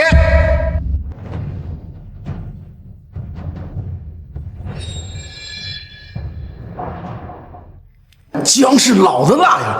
九爷这块白棋出自同一块青花瓷，而且棋势已成。反观高家小少爷，棋形散落，看似将九爷的大龙包围，可实则在中央天元这一块的棋已经近乎是死路了。天林这棋难了，已经陷入很大的劣势了。再这样下去，高天林一定是必败无疑啊！这下棋的姿势与手法，我好像在哪儿见过，怎么想不起来了呢？就凭这毛头小子也想当九爷的对手，你还不够资格。小娃娃，你我之间再加个赌注如何？行，你说。这局棋我要是赢了，你把以前赢我的财产还给我；我要是输了，从今往后任你差遣。虽然你有点老，但也勉强够资格当我的仆人。你下到这一步，也得竞赛化包围这场，我倒要看看你怎么赢啊！真是厉害！才短短几分钟，九爷已经完整的找到2件青花瓷。看来这天宝阁的阁主早已是九爷的囊中之物了。好，不愧是九爷。看来今日你们得灰溜溜的离出这天宝阁了。从此以后，这大夏古玩行再也没有什么南高北孙，唯有九爷独尊。小娃娃，我这一子落下，你天元位的大龙可再没有生机了。你输定了。天林啊，还是太年轻了，刚才让你血城上去就好了。不对，你们快看棋盘！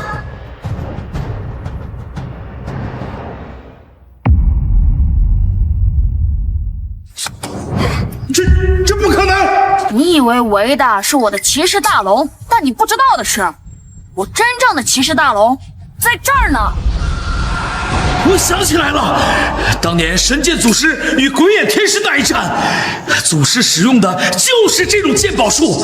这孩子，他不是在鉴真，而是在鉴假呀！以假乱真，青龙旺气，这是神剑祖师的绝学之一——青龙旺气术。原来你早就知道这是假的瓷片，故意下在这里引我上钩。你还不算笨吗？这不可能！九爷怎么会输？九爷，我们再跟他比一次吧！滚开！我孙九技不如人，我认输。从今往后，我孙九任小少爷差遣。当我的手下，你不吃亏，还有谁不服？连九爷都败了，我们也不是小少爷的对手。还是英雄出少年。爹，既然无人再斗，依我看，高天灵便是这一任的天宝阁魁首。二哥二嫂，你们看到了吗？天灵他现在出息了，他如今是天宝阁的魁首了。我高家后继有人啦！小祖师，你早这样不就完事儿了吗？你呀，跟赵峰他性格一样，认死理。他连赵峰祖师的脾气秉性都知道。孙九，还不快来敬茶！你让老夫给你一个小娃娃敬茶。刚刚那赌约是你输了，现在又想耍赖啊？好，喝。你师傅怎么教你的？不知道敬茶要用双手敬吗？还要说请字吗？请喝茶。个子太低了，跪地够不着。这还差不多。这是你大师姐，叫师姐吧。欺人太甚！九爷，您也是古玩行响当当的人物，如今被这一个毛头小子骑在脖子上，还要叫一个小辈师姐，九爷，你真能忍得下去啊？老头儿，想好了再回答。传说将鉴宝术修炼到高深莫测的境界，双眼之中会出现异常。500年前的神剑祖师就有一双金灵瞳，这样的人物，我追随在他左右不吃亏。赵师姐，哎，别，九爷可别折煞我，这一声师姐啊，我可受不起。奇耻大辱，奇耻大辱啊！九爷，难道你甘心被他使唤一辈子吗？陈远，从今往后，潘家园没有什么九爷了，只有孙九。你要想在天宝阁待下去啊，让我给他为奴为仆，不可能！九爷重诺，竟敢如此欺辱九爷，小崽子，你给我等着，我一定会替九爷报仇的。你先回潘家园好好经营，等日后需要你的时候，自然会叫你。遵命。诸位，我宣布风鸣大会魁首已然产生。从今天开始，高天林便是我当代天宝阁阁主。我等拜见天宝阁阁主，天宝阁阁主。大夏鉴宝界真是让人失望，100年不出世的天宝阁，最后竟然选个小屁孩当阁主。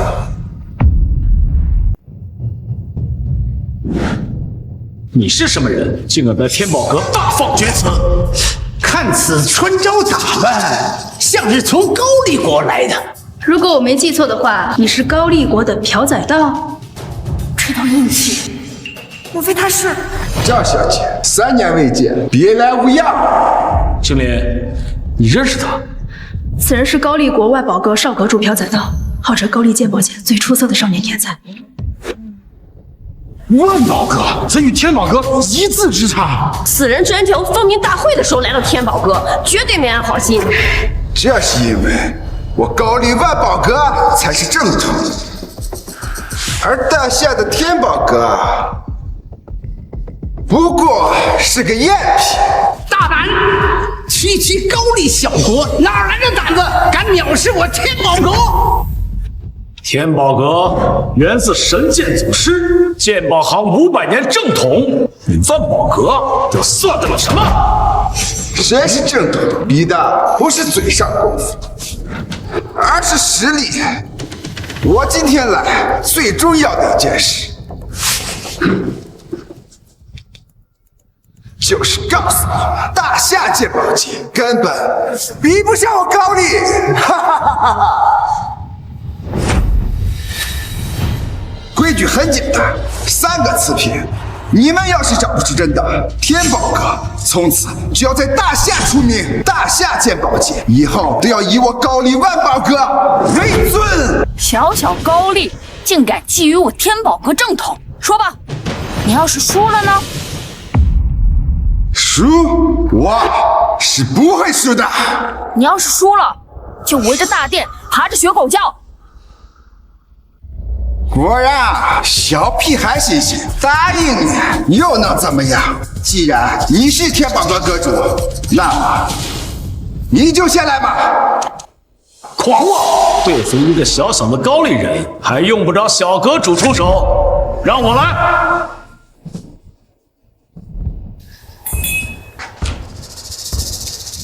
这件瓷瓶是假的，无论是花纹还是釉色，连烧瓷的声音都是清脆的。你们高丽人造假的手段还真是低下呀！要不要我找几个造假的师傅教教你们呢？落款不是宋辽时代的物件，一眼假。小子，2假1真，我已经找到了2件假的釉花瓷瓶，这场比试你已经输了。不愧是赵家主，这份变器的功夫真是炉火纯青。赵家主的鉴宝功夫在大夏鉴宝界那也是首屈一指啊！就这几个瓷瓶的造假手法，我8岁的时候就已经看腻了。不好意思，这个瓷器也是假的。哈哈哈哈！这不可能啊！这2件都是假的，这件怎么能？瓷音厚重，这件儿也不是老物件。这3道釉花瓷瓶难道不小啊？制瓷的手段有点像鬼眼那小子的手法。果然没这么简单。高丽人果然阴险。经过我仔细鉴定，这3件瓷瓶都是假的。我以我的人格担保，3件瓷器中有1件是真的。谁不知道高丽人最阴险卑鄙，还人格担保？爹，让我来长长眼。这3件瓷瓶没什么好看的，都是赝品。无妨，若是连我们都找不出真品，那么今日天宝哥怕是要见血了。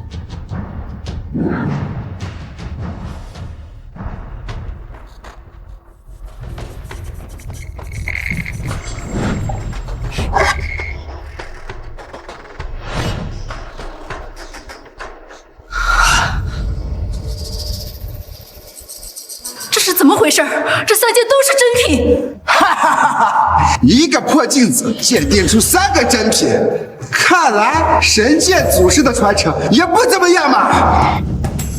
我来，老夫就不相信我泱泱华夏无数鉴宝传承，岂能让你小小的高丽比下去？你鉴不出来，换我了。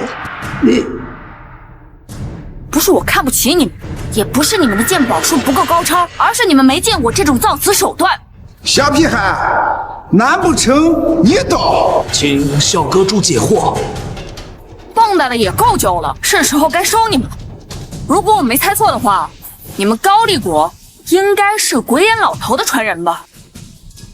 小阁主，你所说的莫非是500年前与神剑祖师争夺正统之位的鬼眼天师？除了鬼眼老头之外，谁还天天研究这些旁门左道？没错，高丽万宝阁正是鬼眼祖师的传承。就算你看出我的身份，你也找不出真品。一个手下败将的弟子，有什么好耀武扬威的？不就是分魂断磁法吗？你以为有多高深啊？你怎么知道分魂断磁法的？请小阁主解惑。你鉴出3件都是假的，是因为他们本来就是假的。玄关宝剑鉴出3件皆为真品，是因为他们也是真的。装神弄鬼，什么真的假的？有本事你就找出真的。真真假假，虚实结合。我明白了，分魂断磁法就是将一件真瓷器分为3部分，再与3件假瓷器相混合，重新烧制锻造，将这1件真瓷器变成了3件半真半假的瓷器，达到了以假乱真的效果。如果想找到最后真正的瓷器，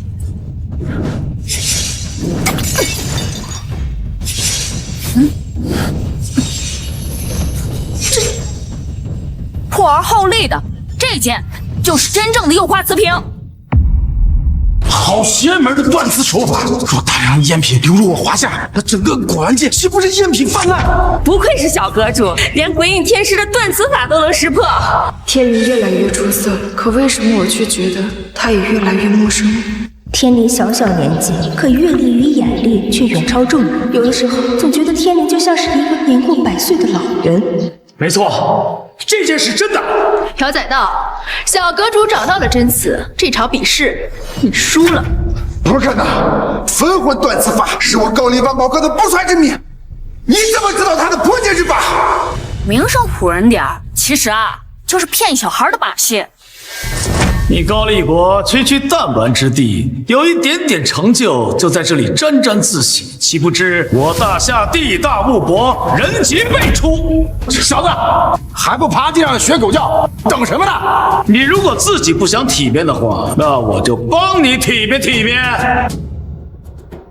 我今天来就是交流交流，刚才都是开玩笑，开玩笑的。我去你的！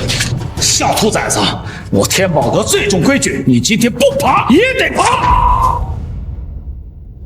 好，爬，我爬。你什么你？这是属于我的奖励，快爬，快掉！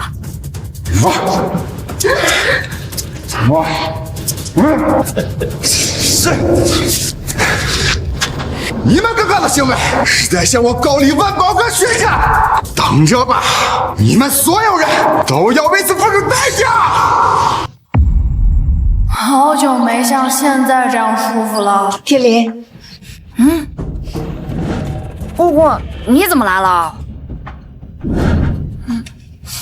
天林，最近变化真大。可是我也需要长大的嘛。可天林现在变的，让姑姑有点害怕了。姑姑就怕有一天天林变得突然就不认识姑姑了。自从爹娘离世以来，一直都是姑姑陪着我。就算我以后再怎么能变，在我心里，你一直都是我最好的姑姑。有天林的这句话，姑姑就放心了。在姑姑的心里，天林也是我最亲的亲人。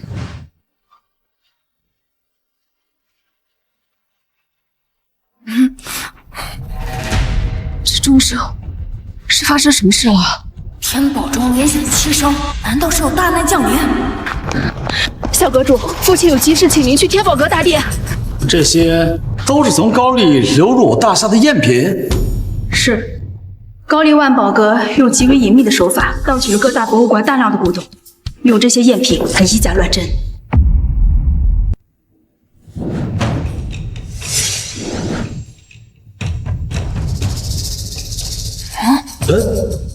老夫的金手指怎会与他产生共鸣？这把越王剑到底是真的还是假的？寻常鉴宝术根本找不出这些赝品的破绽，就连博物馆最先进的科技检测，都与真正的越王剑一模一样。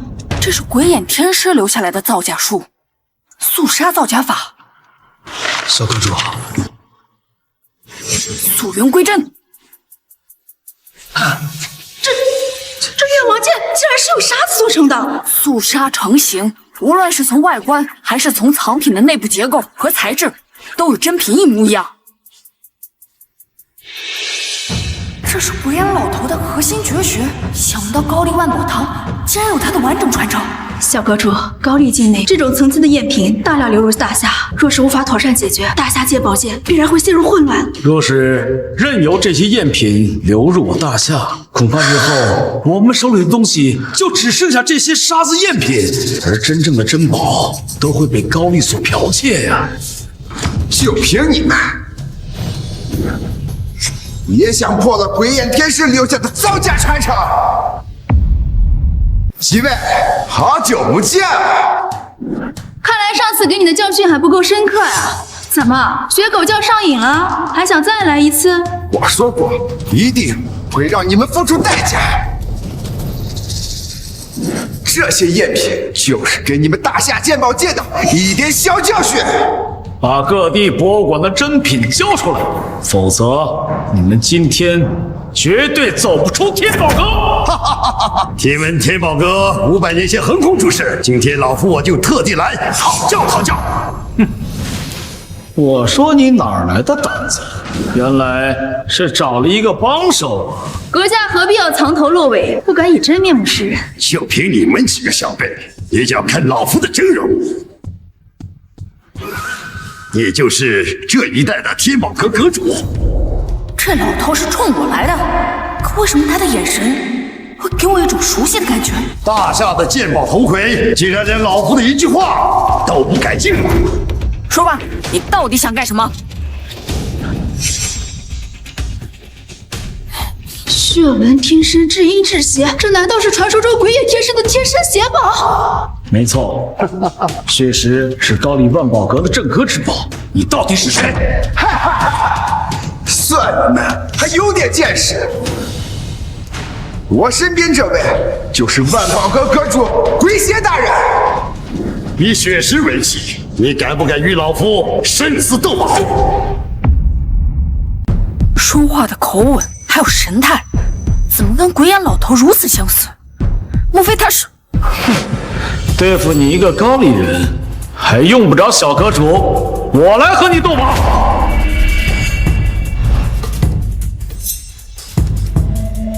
你若是能借助此物的真假，才有资格与老夫斗宝。哼，论鉴宝的手段，10个万宝阁都比不上天宝阁。哼。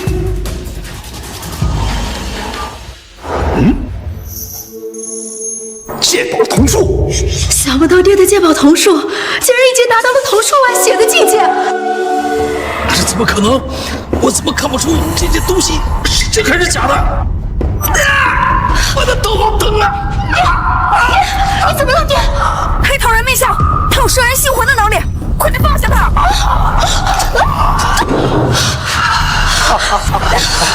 兽魂人面相早在500年前就被消灭干净，你到底是谁？老夫的身份，一会儿你就会知道。爹，你没事吧？没事。好狠毒的人面像啊！刚刚我与他对视，我竟然被他蛊惑了，简直是不堪一击！你与老夫斗宝，你若是赢了，大夏的悉数珍宝如数奉还；可你要是输了，天宝阁阁主的位置你得给我让出来。小阁主，此人诡异阴狠，你不要！想不到大夏鉴宝界都是一群胆小如虎的懦夫，连斗宝都不敢接，还敢说自己才是鉴宝正统。我跟你斗，退下！你不是他的对手。小阁主，正好我有件事要证实，这场斗宝我接了。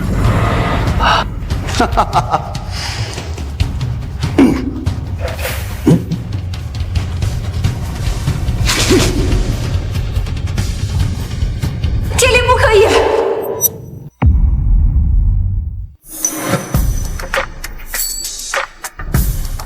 我要是不来的话，你是不是打算把自己的生死压在这场比斗上面？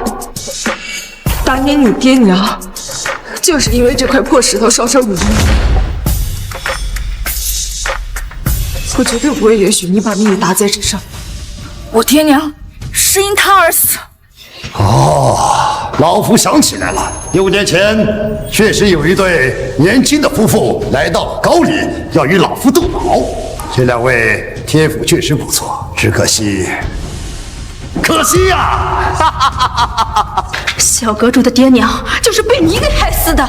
小屁孩，你爹娘都不是鬼邪大人的对手，我劝你还是乖乖把阁主之位让出来，否则丢了小命可不划算。天灵，听姑姑的话，你把血石交给我好不好？二哥临死前把你交付给我，我不能眼睁睁看着你去送死。听话。小姑，这件事真的不能由得你，不管是为了我自己，还是为了我爹娘的血仇，整个大夏鉴宝界的安危，我都一定要把这场鉴宝继续下去。天灵，哈哈哈哈哈！血气已成，无关人员进场。你们先出去吧。是。小姑放心，我一定会赢。说吧，你想怎么斗？食物变真太无聊了，不如陪老夫玩点别的花样。奉陪到底。哼，天宝阁鉴真，万宝阁造假。这顶7铜小鼎融合了老夫的多种造假技术，若你能找出破绽，这场斗宝就算你赢。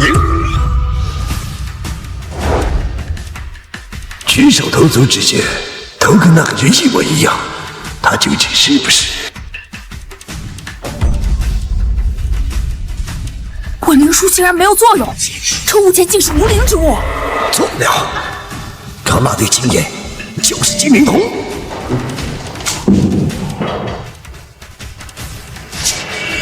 这是青龙望气术。化虚为实，但真的永远变不成假的。你输了。金灵童，青龙望气术，错不了，错不了了。果然是你龟眼。神剑，500年了，老夫等这一天等得太久了。神剑，想必你也是被那幅古画带到后世吧？当年我与你斗宝输了之后，就被逐出了当下。从那以后，我就立下誓，一定要报这血海深仇。你心术不正，大夏容不了你。可惜呀，你以为这场斗宝你赢了，实则是老夫为你设下的生死局，精血融于血石，你的生死现在就在老夫的一念之间。你以为你赢定了？这不可能！玉产氏怎么会在你的手中？鬼眼，邪不胜正，一切早已注定。500年前你败给了我，500年后你同样赢不了。不，我不甘心！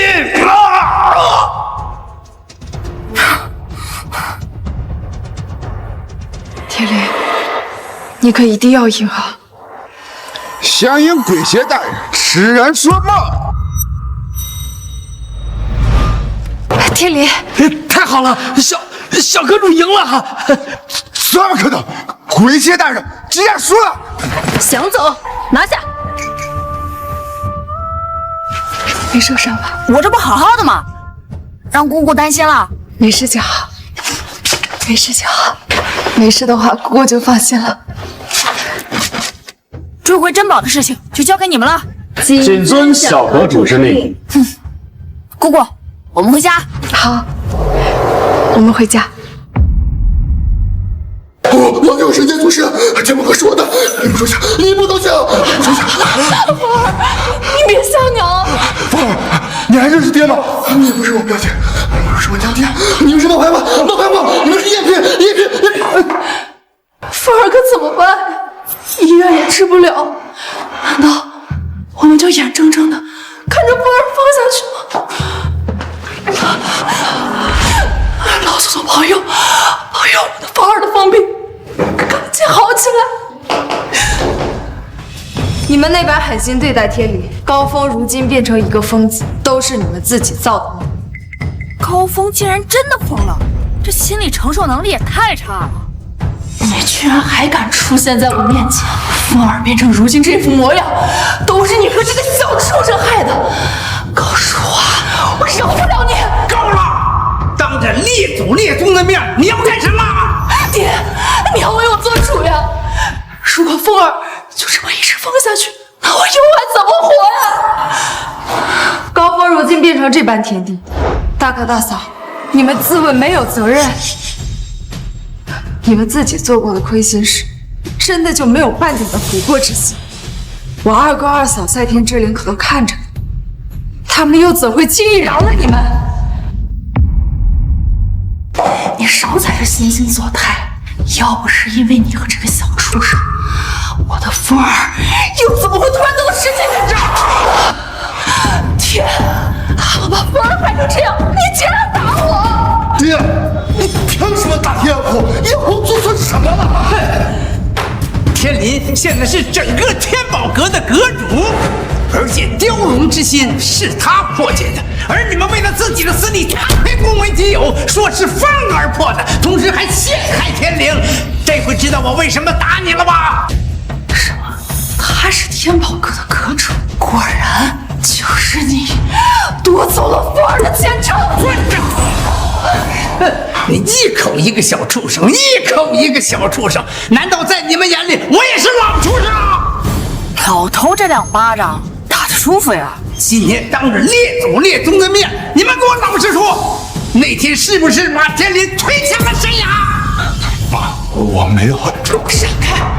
现在风儿已经疯了，我也没有什么好顾忌的。没错，是我做的又怎么样？好你个毒妇啊！他毕竟是你们的子侄啊！你如此狠毒的心，竟对他一个小孩子下手！一个什么都不会的小废物，他凭什么继承家产？我只不过是多为风儿着想，我有什么错？继续吵，继续闹，再过了一天啊，你儿就真没救了。你说什么？你有办法治好风儿的疯病吗？是，又怎么样？我凭什么救他？天林，之前的事情都是我做的不好，只要你能救风儿，你让我做什么，我都答应你。天林，都是伯父不好，你行行好，救救你堂哥吧。天灵啊，风儿毕竟也是爷爷的孙子，你看他爷爷。老头，你偏心他们，你的面子不够。哎，天灵，堂姐求你救我弟弟一命吧！行吗？看在雪城的面子上，我可以救他，但我有一个条件。你说，哪怕你让我去死，我都毫不犹豫。我对你的命没兴趣，除了雪城姐，我要你们一家离开高家，永远不能踏入半步。天林，他毕竟是你的血亲呢，我就一个条件，答不答应，看你们自己。好，我答应。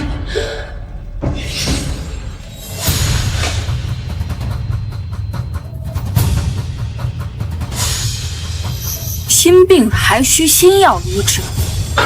我操！本尊收了你！我是真不想救你，但是不能让姑姑落下个见死不救的坏名声。天灵决定救高峰，是因为我。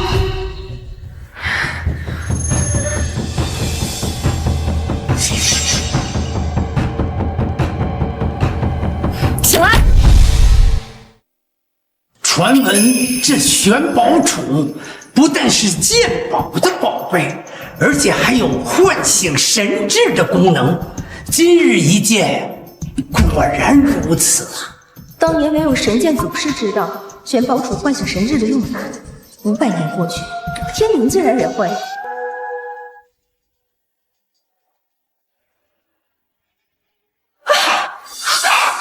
风儿，你终于醒了！你还认识我吗？娘，爹，我怎么在祠堂里？凤儿的失心疯真的好了。这么说，是天灵救了我。小凤，这一次你可得好好谢谢天灵。天灵，堂哥之前做了许多错事儿，那时是我心高气傲，还希望你能原谅我。这风儿病了一场，怎么感觉有些不一样呢？这小风的性子变了，连带着身上的戾气也少了许多的。是沉稳了不少啊。心性蜕变，拨云见日，倒也难得。天灵，在离开高家之前，我还有个小请求，希望你能同意。说吧。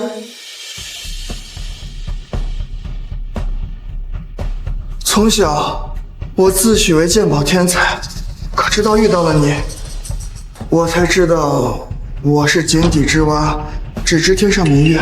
这一次，我想和你堂堂正正比一场。这一次的比试将采用盲剑的形式。小风、天林，你们任选3件藏品，先鉴出3件藏品的真假与年代来历者获胜。此事只分高低，万不可伤了和气哦。放心吧，爷爷。天灵，你要小心点，我已经不是以前的我自己了。切，我还能怕你啊？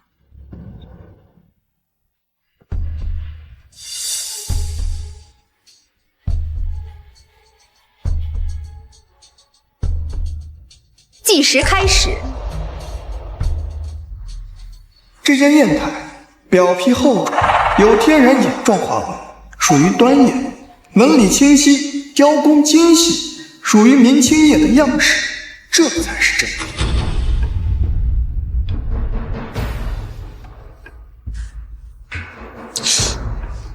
这件泥佛像，爹，这小峰都已经开始摸宝了，天灵怎么一动不动啊？这是为何？老夫也不清楚，他可能不适应这种盲剑的形式吧。赵小姐曾经说过，天灵身怀数种剑宝术，怎么可能会不懂盲剑？风儿如今已经摸到第3件藏品了，这场比试小峰赢定了。这场比试，小峰赢定了。是啊，虽然天灵成为了天宝阁阁主，但风儿的天赋绝对与天灵不相伯仲。这一家人不管什么时候，都是自信心爆棚啊！盲剑，黑布对其他人可能有用，但我这一双金灵瞳，盲剑不就是在作弊吗？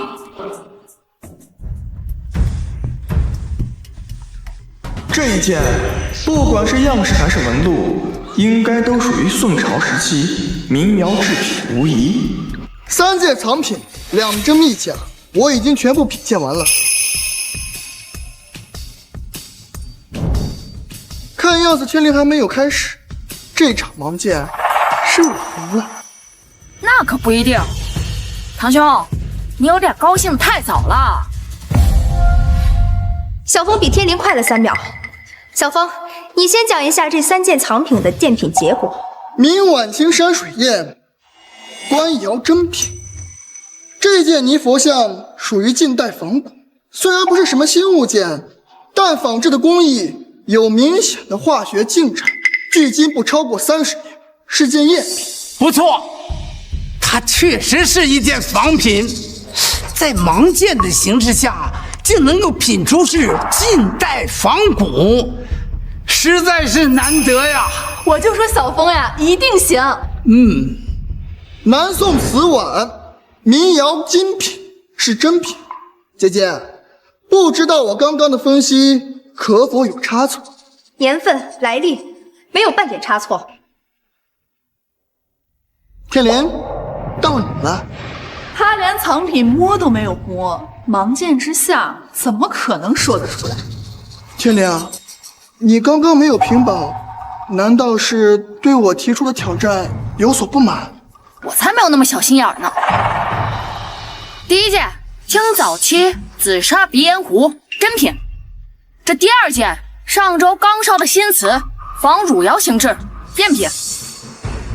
第3件，高古汉白玉，真品。这真是闻所未闻呐！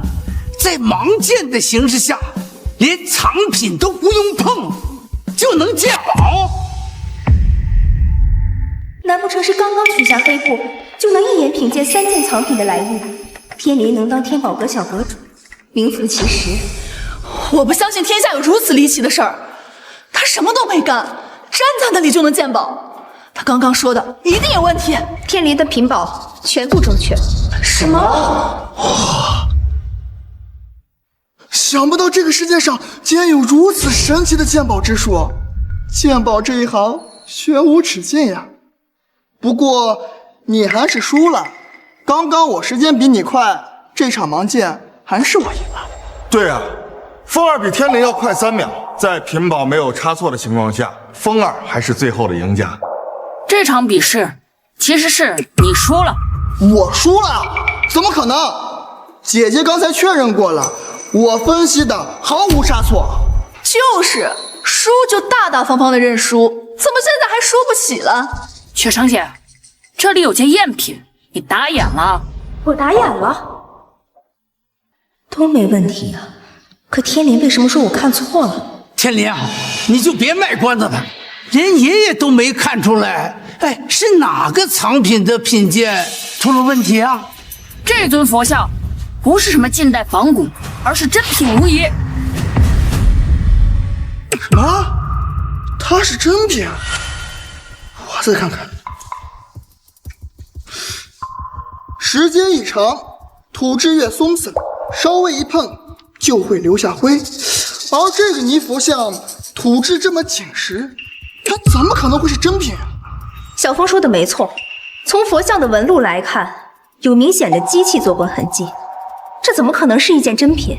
雪城都说了，它不可能是真品，你就别嘴硬了。这关起门来的比斗，再说了，我们也没有要夺你的家产，不至于输不起。我看是天林刚刚当上天宝阁的阁主，害怕芒剑的事情传出去，影响他的威望。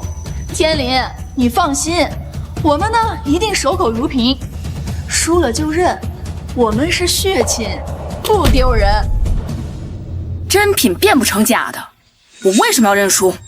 好，既然你说是真品，那你就把这尊泥佛像的年代和来历都说清楚，好让大家心服口服。天灵，这为何是真品？含情解惑。你们啊，都被这尊佛像的表象给欺骗了，这根本就不是什么泥佛像，而是一件唐中期九指观音玉佛像。什么？九指观音玉佛像？据史料记载，九指观音玉佛像是国之重宝，曾被供奉在长安开业寺当中。在一场战火中，这个玉佛像就消失得无影无踪了。虽然在形制上与史料记载中的九指观音玉佛像很相似，但是这明明是泥胎，怎么可能会变成玉的？这件佛像是3年前我路过一个古董摊，我觉得它可以给你们年轻一辈练习眼力的物件，就用50块钱收了它。这怎么可能是那件国宝呢？50块钱？那老头，你算是锦上添漏了。这就是泥胎，怎么可能会是玉质呀？姐姐，你看出这里的门道了吗？造假的人不会大费功夫做一个没有价值的泥佛像，而且在工艺上还漏洞百出。真相只有一个，泥胎只是表象，而真正的宝物在泥胎之内。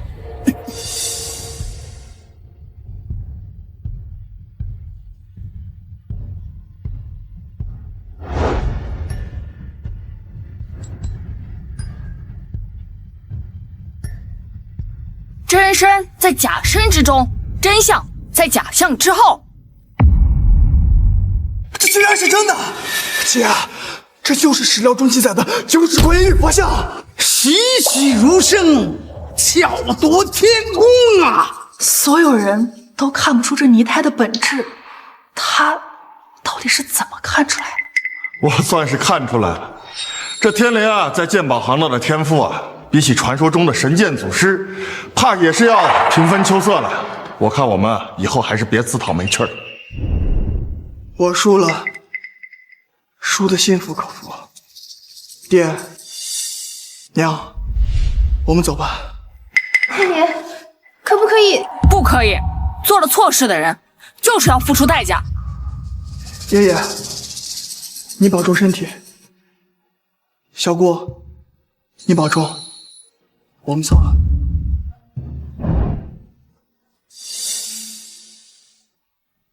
爸，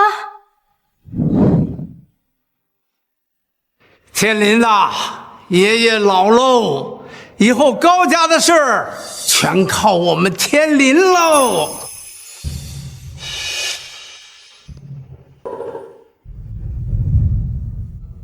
两位放心，不管是小姑还是高家，日后我都会细心照料，我也会替高天林好好活着过完这一生。